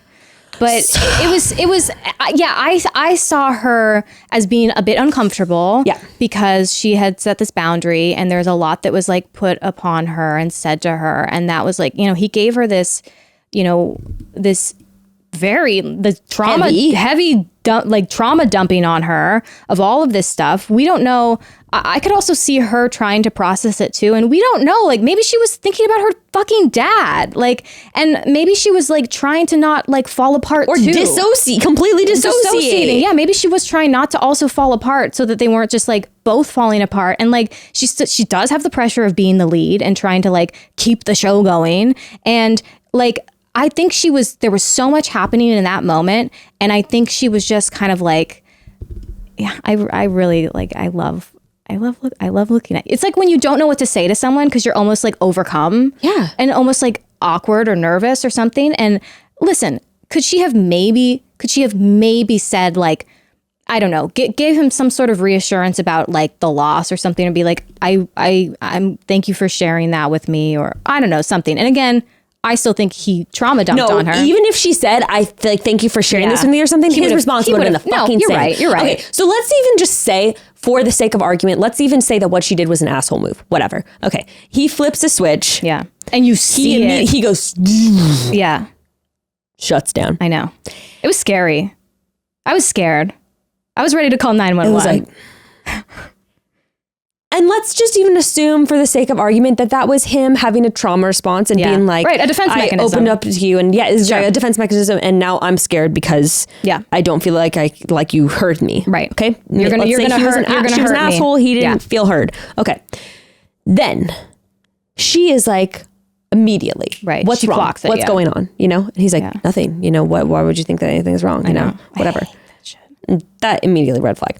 So then he's doing the whole thing of like, and he even says something to the effect, right? Of like, well, don't you know why? Or like, doesn't he say something like that? Like, couldn't you tell? Like, or something. Yeah. Anyway, and then they do this very dismissive, very like, cryptic. And then they do this whole whispery thing outside. So can you break that down for me? What happened there? I did not make note of that, and I was like, "What?" I didn't really understand what was going on with that little whispery outside combo. Well, he was very upset because he was like, you don't understand like what I'm going through, and you could tell she was like, "No, like I am trying." Like, fucking do. Yeah, she's like, "No, I am trying to," and there was something where she said something like, "No, like I do," or "I'm trying to," and he's like, "No, you don't," and it was so like just dismissive, and I think she was just trying to get clarity on what happened because I think she doesn't understand what happened because all of a sudden he flipped a switch. It was the briefest moment. And like maybe it was a misstep, but there was that. And does she apologize that night? She doesn't. She doesn't. Okay. No, I think she's very confused, and she's like I think she's just trying to understand and explain and get clarity. And they basically end up parting ways, but to be fair, like I don't think that she even realized that she said anything that was a misstep in the moment. She only realized that he shut down, and then it was like, what have I done? What did I do? Remember, she was like, well, and he was like, oh, what do you mean? Like, and she was like, well, your body language. Yeah. And he's just like, and that's the thing too. It's like, if he's feeling that way, like express it. Like, sure. Tell her what's going on. Which he does to the, yeah, he sure does. But it was, and I've DM'd with people and I've talked with people, and, I watched this last night with my roommate, and I think it was that, but then, majorly the next day was very triggering to watch. And I think that there are a lot of people who it was probably difficult. I'm almost surprised, and some people maybe will think I'm blowing it out of proportion because they put trigger warnings and content warnings on other parts of the show. I almost am surprised we didn't have something there because it was a lot. And I know a lot of people who feel hungover today from watching it. Totally. I got so many DMs of people being like, I couldn't sleep last night. Like I was so triggered from and you my and past I couldn't abusive really relationships. sleep. Yeah. No, I was so anxious about it. Also, but you know what? Here's the thing. It leads me to believe that ABC didn't see anything wrong with it unless they're just truly fucking with us with the whole montage at the end. Okay. So, and here's the thing too. Was that an in memoriam? Like, what was happening? 2021 to 2021. I was literally, I said that. I was like waiting for Greg Grippo 2021 to 2021. That started, Katie. And I was like, was an ex-producer like who was on the Academy Awards and was like, man, I really missed doing the, in loving memory. Was he like, I got the final couple seconds of the episode this week? So weird. Okay, that made me think, because people were saying like, remember, this is an edited show. And I'm like, wait, if they did this whole in memoriam of Greg at the end, like, I feel like they gave this dude the best edit possible. And I could be like really stretching with that. Who fucking knows? Right. Regardless. Okay, so what went down the next day? First of all, we have to acknowledge that this whole conversation, by the way, happened after he slept on it. After they both slept on it. Right, after emotions have died down. And because you know what? Heat of the moment things happen. You get triggered. You get hurt. We all come from they trauma. suck. And and you can say things, and it's like if you can be accountable and you can apologize the next day and you can work through it in a healthy way, like I can understand that and I can forgive that. And most of us have been there. But yeah, it's scary that he slept on it because usually you wake up and you're like, oh man, I overreacted last night. And then you feel bad and you work on it. But instead he woke up with a vengeance. Okay, but it started out good. Because he started out coming and saying his feelings to her. Yes. I can't remember what he said exactly, but he was basically like, I was hurt when I felt like, and he said, I felt like you weren't listening. Yeah. And so he said that. Katie immediately is like, I'm sorry. Yeah. Like, I'm sure she's had thought about it a lot. Right. She says like, I'm sorry. Yeah. Like that she was says, I'm not sorry my intention. multiple Like times. I was listening to you. Yes. Yeah. And he's like, you weren't, which is okay. Gaslight number 1. Okay. Mm-hmm. I'm personally not even going to use the term gaslighting because everyone thinks that you're not using the term gaslighting, whatever. Yeah. Whatever. Yeah. Emotionally toxic and manipulative, I'll use that. Sure. I'll use that. Okay, so then what goes down? Again, if you have any notes, please break it down point for point for me because I was a little bit awash. I mean, I was too. That's my notes were what the fuck. And you weren't listening and and then he gets into this weird place of she's like, yeah, and I told your mom and that. Yes. And she even said, and she kind of almost like broke like the third wall where she was like, I told your mom you were getting a rose. Like there was no way you weren't getting a rose. Yes. And then he's just like, it's not about the rose. He's like, roses are fake. And I'm like, don't say that to Justin. It's his favorite thing to paint. How dare you? How dare you? Well, and it was just this. No, what he wanted her to say was, I love you and you're the one. And she said she wasn't going to fucking say that shit. Yeah. And so when he's saying like, it's not about the rose. I know. People were interpreting that as being like, it's so true. And it's like, right. He's like, it's about love and not the show or the game. And it's like, you are all missing the point. This is emotionally, I will say it. This is emotionally abusive.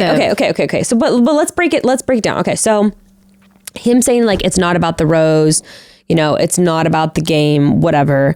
First of all, I just don't believe that. I believe that he was 100% there for the game. In fact, I personally believe that he was looking for an excuse and an out to get out of the relationship with her. I don't think that he thought she was the fucking one.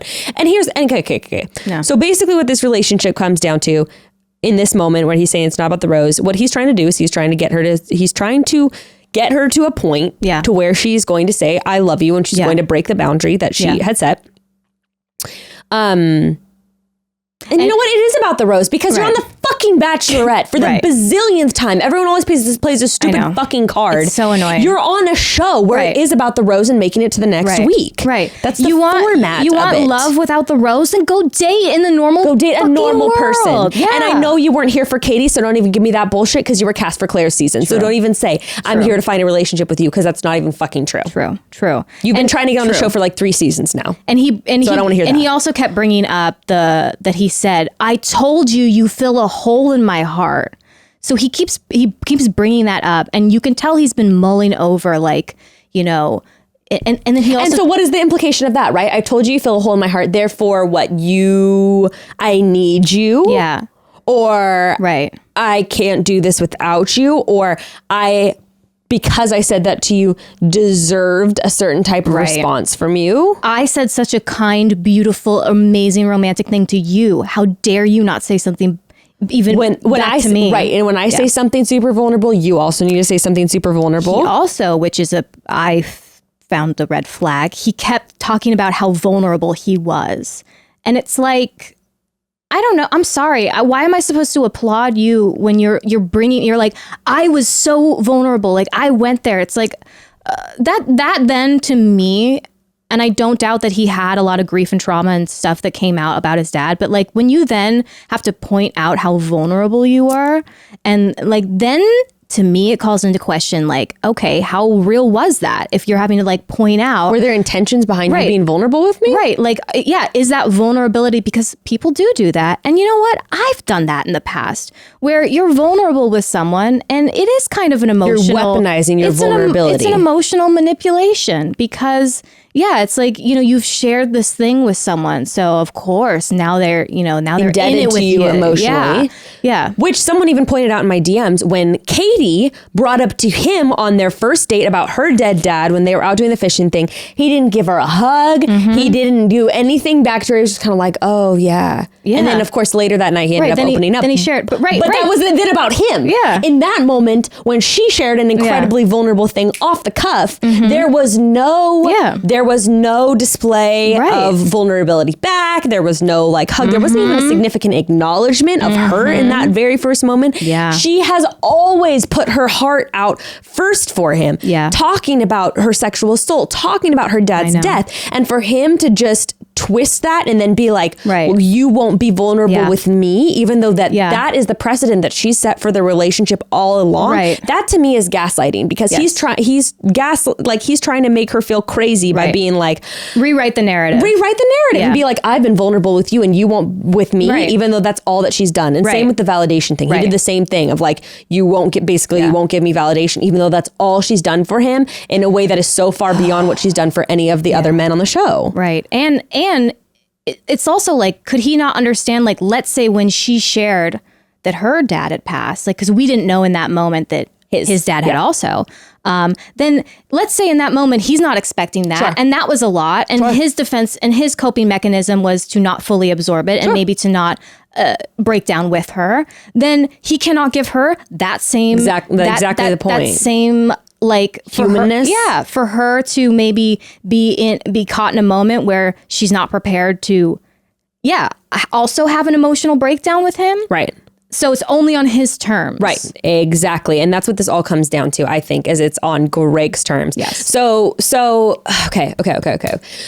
So then he's saying that, and basically, like, he's just like, this is too, I can't do, right? That's what happens next. He's like, I can't do this. Well, now. he's like, he says, he's going on about, you were the one, like, you were the one, like, I wanted you to be my girl, which I did not like that. And then he's just, really intense. And then he says at one point, he's like, and now it's like, you're a stranger. He's like, it's like I'm looking at a stranger. And I'm like, what the? I mean, first of all, you guys are strangers to each other, okay? Let's get that straight, okay? And it was just which is classic emotional manipulation, to be honest, where someone doesn't meet your demand or respond the way you want, or give you something, then you all of a sudden twist it and turn it, and it's like this person who apparently he was so in love with, and to be in love with someone, I'm assuming he thinks she's wonderful and she's all these things, and he can be open with her and he can be vulnerable, and then they don't act the exact way you want because they're a human being with their own like life and the way they deal with things. And then all of a sudden, that person's a stranger to me. Which, by the way, this is another, and I want to make it very clear again, we are not saying that he is an abuser, that he is a narcissist. No. We're not diagnosing him with any of those things. You can have an emotionally abusive moment and not just be like an abuser. 100%. I have shown emotionally abusive behavior towards partners before. Me too. And so that's what we're talking about here. Right. And what is most disturbing is how people are defending his actions, saying that it's not emotionally abusive behavior, because it 100% is. And it is a red flag. To me, I believe because it was on national television where this person knew they were being filmed, and so early on in the relationship. Right. This is their first after fight. The first fuck up on Katie's part, if you will even call it that. Right. That to me is a sign that there is a lot more. And we cannot discount that there were tips sent in about Greg before the season even aired about this kind of behavior. Dumois was posting from multiple sources, people being like, he might be a charmer to the audience, but behind closed door, he has major anger issues, blah, blah, blah, blah, blah. Another person said, specifically, this sweet, shy boy is an act. He really is an actual actor. I've personally witnessed him throw a fit and call a girlfriend terrible name for wearing a mini dress. I can only imagine what happened behind closed doors. He broke up with her. She was extremely upset, and he made her Uber an hour back to her apartment alone at 1 a.m. We watched our kind, confident friend turn into a shell of herself and get thrown to the curb. There's so much more. Yeah. Other people, another source at another place saying, anyway, there's all of this shit that came out at the beginning of the season about Greg. Yeah. And of course, it's like you have to take it with a grain of salt. Right, there could be vindictive exes. We've seen it before with the Jenna Cooper reality Steve thing. You could catch a moment of someone being, sure. And a lot of people are going like, oh, well, we're all human or whatever. And I believe you can catch bad moments of people. That doesn't mean they are bad people. But this seems to be a cycle of behavior. A pattern. Yes. If people are saying this shit about watching him date girls before the season, and then it was validated. And then he has a 20-minute moment on TV. Yes, sure. I was like, Nick and other people are saying it's edited, it's a show, whatever. But if that on TV completely correlates with what people were saying at the beginning of the season, then I have a tendency to believe that this is a pattern of behavior. Right. Yeah. Doesn't that seem a little bit like a coincidence? Yeah, it's... Someone's literally going to describe emotionally toxic, abusive behavior of seeing him in other relationships, and we're seeing that play out on screen. Right. Yeah, and him being like, and you're a stranger to me now, and the hot and cold nature of she does something he decides is a fuck up, or he does something, she makes a mistake. Yes. And then he withdraws all love for her. Yes, and that's not love, first of all, and it's really, really, really scary, and actually makes me sad. And I felt sick about it because it's like trying to explain to someone like why that's so bad, and having to explain that makes me really sad, and really sad for like a lot of girls that I was seeing. I was like, I don't want you guys to think that this is like love or healthy or this is passion, because it's not. No. Someone who loves you can get mad at you, and you can have arguments, and you can disagree, and you can even have like blow ups at each other. Like we are human beings. We are not perfect. But if somebody loves you and you maybe if you like killed their family, they are not going to love you. Cheat on it with all their best friends. Sure. Maybe whatever. if you do something horrible, but you make a mistake, you don't respond exactly the way they want you to their emotional display. You have a miscommunication.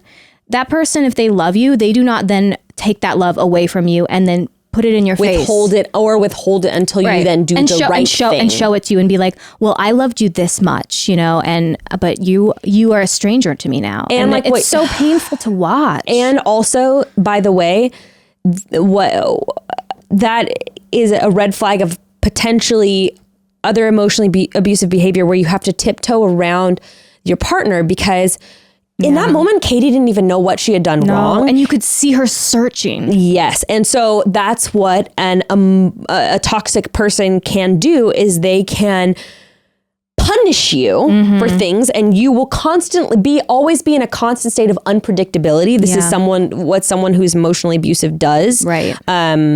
Like I said, pattern. I'm not saying he's an emotional abuser. Right. But that is a pattern that will come out with someone who's an emotional abuser. They will sometimes, it's so classic, sometimes things will be really high, and then out of nowhere, they can, like you said, snatch that from you and take it from you and say, I'm no longer giving you my love, which leaves you desperate. Which then leaves you in a constant state of unpredictability. Toxic narcissistic parents can do that too with their kids, where their child is always trying to scramble and figure out what they've done wrong to make their parent angry, and how to have them love them again. And it creates an extremely toxic dynamic where one person holds this power, and ultimately that's what Greg was doing. He felt when she did not give him the validation that he wanted in that moment. He felt out of control. He felt insecure. He felt like he was powerless in the relationship. And that was scary, which makes sense. He has trauma, all of that. Sure. But his response to that fear was then, I am going to use, whether he realizes it or not, it really doesn't matter. What he then did was, I am going to try to take the power back in this relationship. 100%. So then he did that with holding. 100%. And then she was groveling, trying to figure out, I'm sorry. Right. And she was shaking. And then he took it further. He was like, what? Actually, now, no. Yeah. I'm going to leave. it's not good enough now. Which, by the way, I'm sorry. If you guys really think that he thought Katie was the one and you really thought that he was in love with you. He was going to marry her and then walk away? He was going to marry her and then she responded that way and then now suddenly it's over. Sorry, deal breaker, done. Yeah, that's what you think. That's what you bullshit. Think what love looks like. I'm very concerned. That is so... It's just like, I can't even... And here's the thing. Like, I hope he sees this and he reflects on it, and maybe he reflects on past relationships, and maybe he thinks about stuff with trauma and the way he's dealt with things. And I hope he gets therapy, and I hope he like learns how to address these things, because I don't believe people are lost causes. I do think people can, I do think people can usually learn and change if they want to, if they want to, and they're open to it.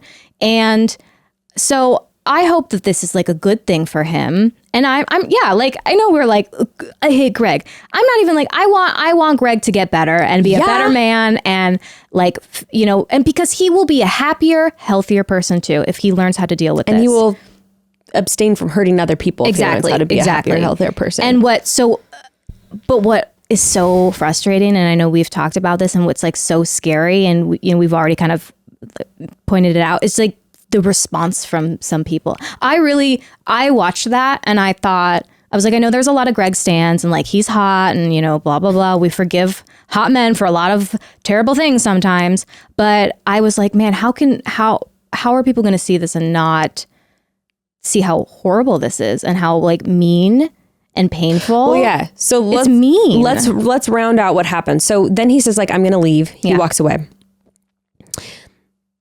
By the way, on The Bachelor, like you can leave and you can go and talk to a producer and be like, hey, I need to leave this situation. I need to get a car, whatever. Yeah. No, he walked away from her and then stood in a place and waited. This is another great tactic of taking the control in the relationship. So then she followed, then she's like, I don't get it. How, and she was rightfully confused. Yeah. He literally went from saying that she's the love of his life. Yeah. You're my future wife. To all of a sudden be like, this is a deal breaker, I'm done. Yeah. So then she is like, what have I done? I'm sorry. I know.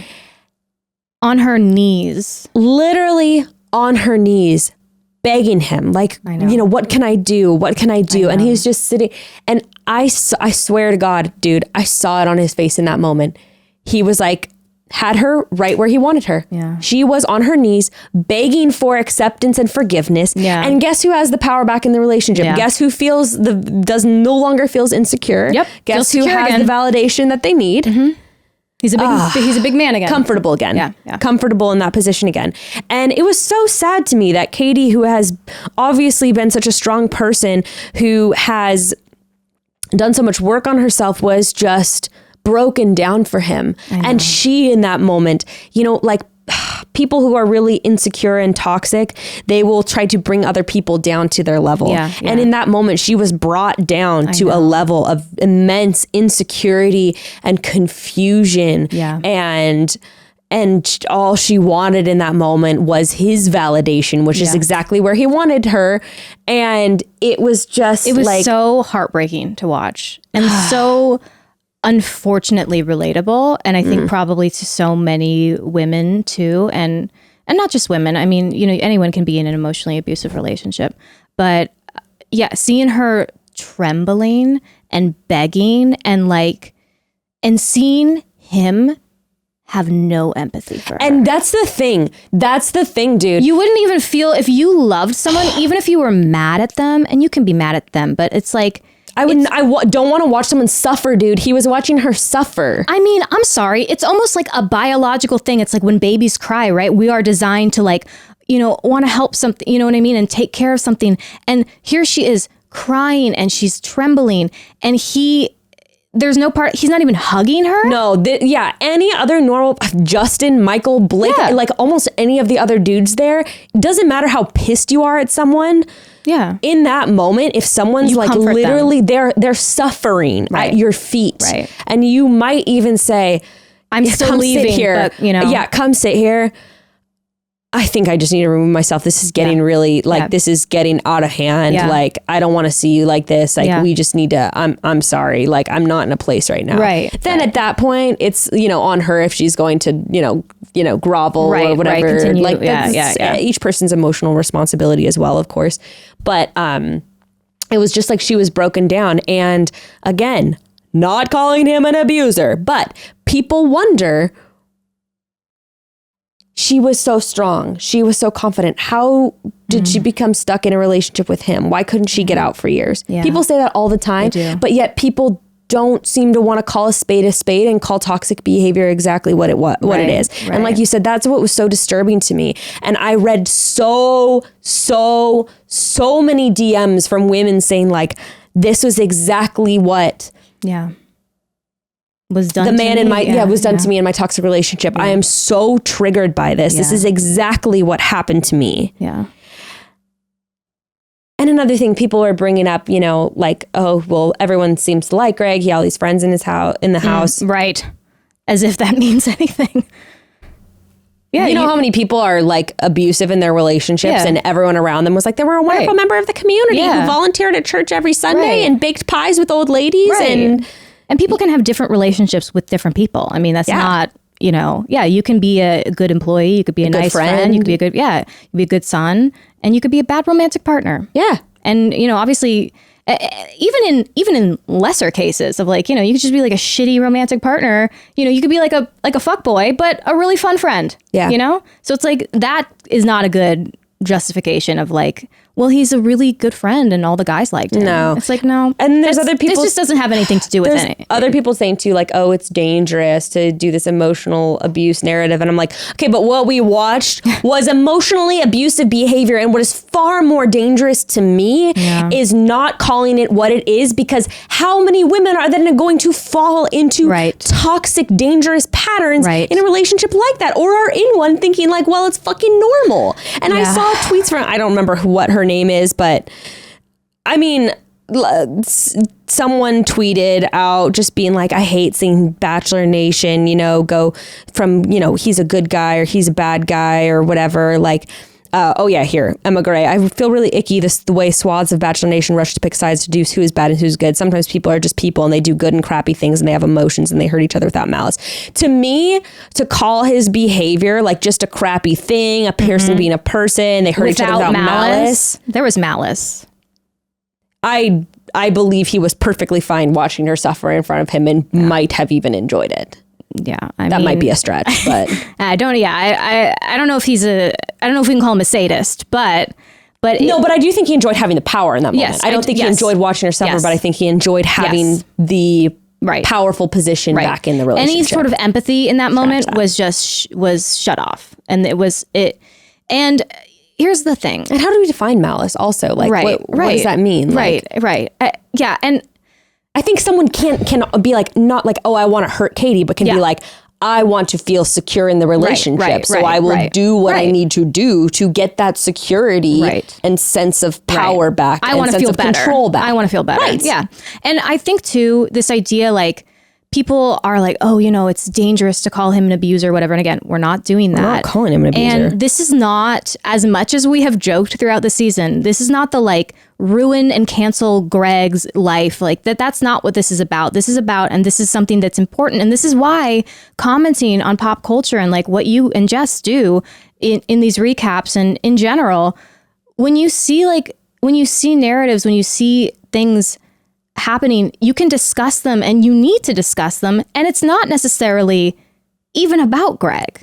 No. Like, Greg is the vessel. No, and let's just talk about the behavior. But we see this behavior, and like you said, this is how people get stuck in these relationships, or they think it's healthy, or they will say, well, he's not always like this, or well, but he's also can be so loving, and everyone has their ups and downs. Everyone has their ups and downs, and that's he's been through a lot. That's the problem, is that we see this, and it scares me and makes me feel very ill. The idea of somebody maybe seeing that and being like, oh, that doesn't feel good, or that seems icky, or I didn't like what I saw. And then seeing a bunch of tweets, a bunch of, takes from people being like, oh no, oh my God, well, that's just what it's like when he's like so in love with someone or whatever. And he was just angry. Yeah, he was just angry, and everyone, and then he's just traumatized. And then you internalize these messages and whether we realize it or not, when we are consuming things, they are seeping into our brains. And if we don't talk about them and if we don't explore them and figure out like what is being said, like that's how you end up with like all these bad internalized things. You know what I mean? Internalized misogyny, internalized like everything, really. It's like, oh, why do I end up with all these shitty dudes? Because literally society is telling you that's what you deserve in your relationship. Right, that's like, normal. That's normal. Yeah. You should put up with it because that's better than being alone, right? Right, God, right. you don't want to be alone. So put up with your toxic relationship because, you know, you want to have kids, you want to have a family. Right, so. right. So it's like, so talking about it, yeah, it's like so not even about Greg, you know? It's like he just happens to be the figurehead right now for something that so many people go through. Yeah, and also like that moment when she was on the ground, he said like, I deserve better. That was wild to my me. roommate and I like gasped. That was crazy.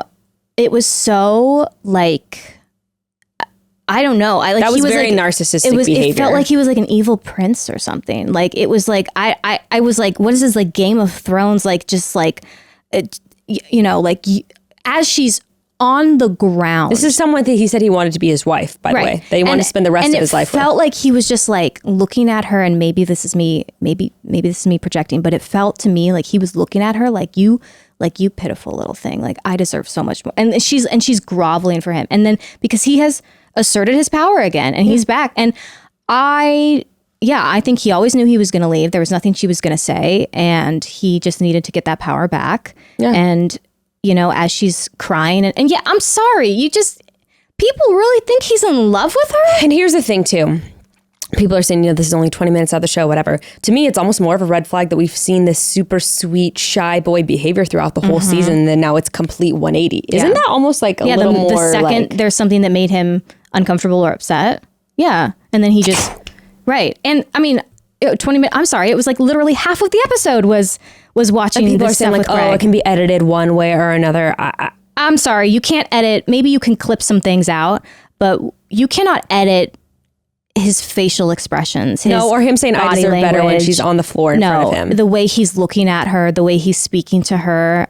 You can't, I saw it. Like you cannot edit that. Maybe things were left out. I think he literally, and this might be a stretch, but I wonder if he is like so delusional that he actually thought that this was going to make him look good. Like he was having like a Hannah Brown moment of like, I deserve better than you. I was going to ask you, do you think that there was, because yes, I do think their first conversation, he was having stuff come up about his dad. I do believe that. And I do believe I do believe maybe he even had a moment where he felt so many emotions that maybe he doesn't love her, because if you love someone, you don't do this. But maybe he had a moment where he was like, oh my God, like I see the light at the end of the tunnel, and like I don't have to be so sad about my dad always. And like maybe he did like confuse and think he had love for a minute.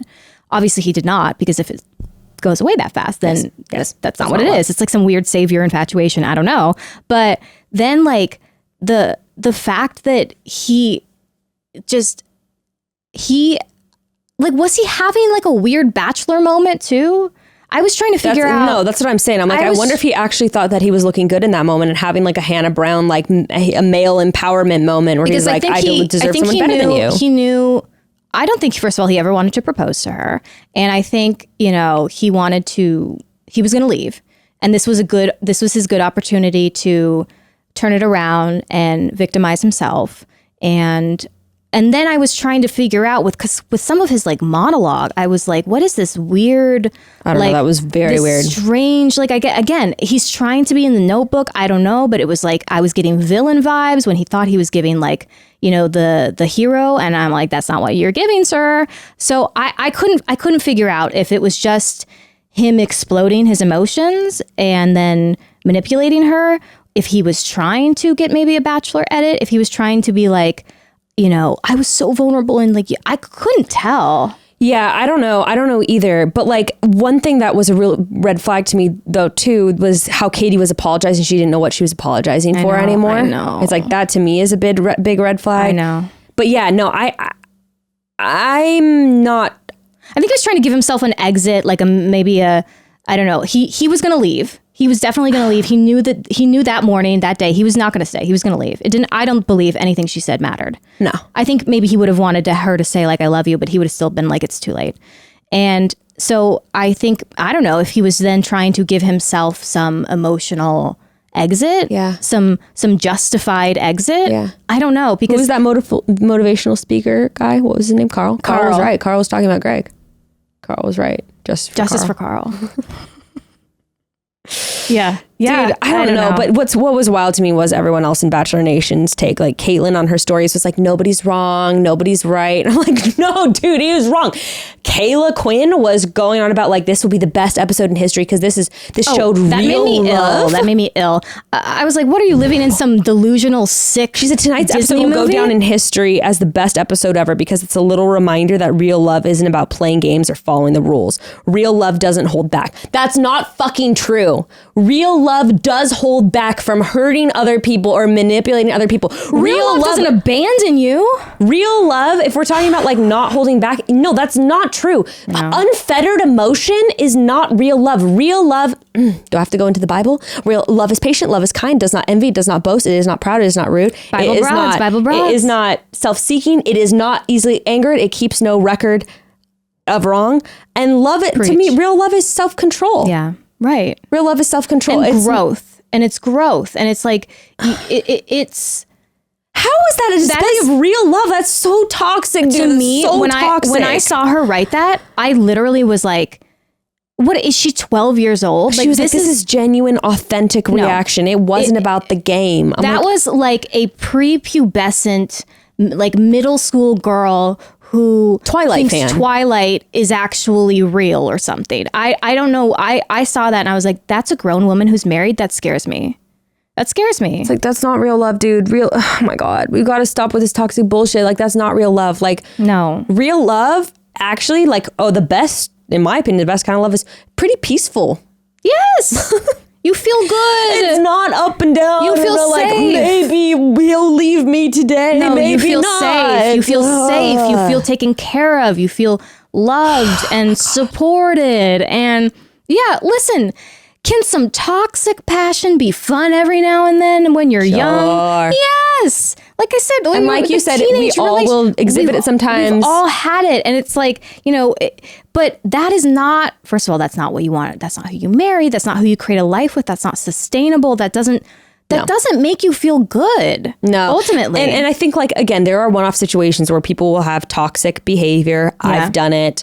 My partners have done it. But when this becomes a pattern, and to me, this was the beginning of a relationship with them. Yeah. This was very early on in the relationship, the first real conflict they ever had. I know. If this is how your first real conflict with someone goes, on camera, that is not good. That is a sign that is going to be a pattern. And again, I have to bring it back again with all these anonymous tips before the show about Greg displaying emotionally abusive behavior towards exes. Guys, it's right the fuck in front of you. Yeah. Stop being in denial because he's this stupid hot white guy. Yeah. Stop letting them get away with so much. Stop, dude. Oh, really? It's dangerous for me to be saying that his behavior was toxic? It is far, far more dangerous to write it off. To normalize that. Yes. Far more. And what, Greg's going to be fucking fine. I'm sure he's going to have a million girls in his DMs. I support you and I want to have sex with you. He'll be fine. He's fucking fine. He will be fine. And again, like it's just so scary to see all the takes, and it's really sad, and it makes me also really, really angry and really sad to see anyone coming at Katie. Like I sent Katie a DM and I was just like we're supporting you, and it's because I can't imagine being gaslit and like emotionally abused on TV and going through that, first of all, through that. And this person that she like was crazy about. Yeah. And she felt so many things for, and that sick feeling of all of a sudden realizing like, oh my God, this is not the person I thought. But then her still begging because she like was so crazy about him. Yeah. Having to have that all play out, the trauma of all that, have that all play out on national TV. And then relive it and then have everyone be like, oh my God, Greg loved her so much. And like tell you were superficial or whatever the fuck else like Nick said. I was like raging on the freeway this morning. I just want to hug Katie. I just want to hug Katie. Yeah. I mean, I think, yeah. And at the end of the day, I just think if that behavior mirrored anything in your relationship, I think it would be really good to evaluate that relationship and really think about, just remember how worthy you are of being in a relationship where you feel safe and taken care of, right? And you don't feel like you have to walk on eggshells, and you don't have to, wonder how this person's going to react to if you say this or that. You should be in a relationship where you're each other's safe space and your comfort and your shelter, not your war and your tumultuous storm. That relationship should not be the storm or the stress in your life. You don't, life is stressful enough. Life already has anxieties in it. You don't need the person that you love or says they love you to give you be the source of it. Of constant stress. It's really difficult. And my heart goes out to everyone who watched that episode and felt triggered and then saw the response and felt triggered again. And then you're not alone. And that montage at the end too. I know, it was just when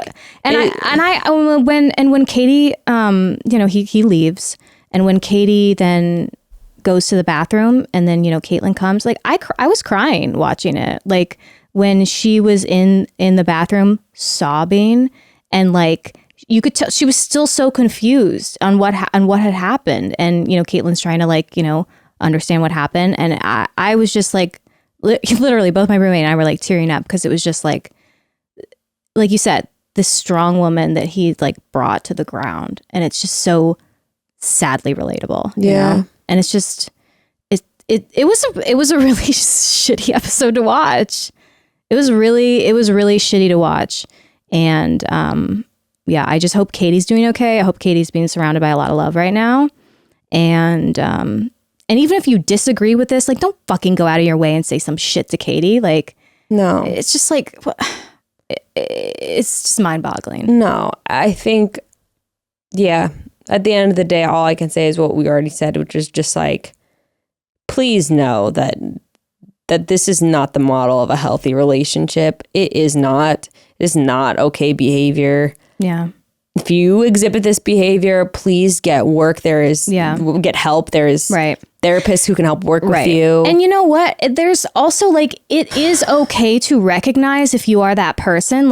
I will say, in different ways, but when I was in active addiction, I'm a recovering alcoholic, and there were definitely times where I was the toxic one. And I was the one who, was emotionally manipulating people. I was the problem. And a lot of times it was because I was hiding this thing. And, sometimes addiction works like that, where you're pushing people away. You're just trying to, protect this kind of secret you have. Yeah. And it's okay to be oh, I was the toxic one.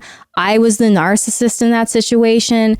I need to address this. I need to get help. And I don't want to be like this. And I don't want to. And there is a lot of power in going and that's what I'm I want him to see that and be I don't want to act like that. I don't want to be like that. And then committing to being better. And I want real love. Yeah. And I want, and I do believe people can get better. Absolutely. And so, and that's the thing, is I think people are always you want to cancel him. And it's no, I just want everyone to grow and be better and be better human beings for one another, because life is so fucking hard already, Yeah. And to me, I would love to just see him. I would have immense respect for him if, on after the final rose or whenever he was I acted in a super toxic way. Yeah. And I'm so sorry, Katie. And I'm so sorry to people that may have felt triggered from that. And I am going to take a pause from dating until I work on myself and can approach with a healthier attitude towards my intimate dynamics. Yep. I would have a lot of respect for that. And I would be applaud him on his journey. And support I would, you. Yep. Here for it. Yeah. Love it. And I don't know what we're going to get. Ooh, I have no idea. I'm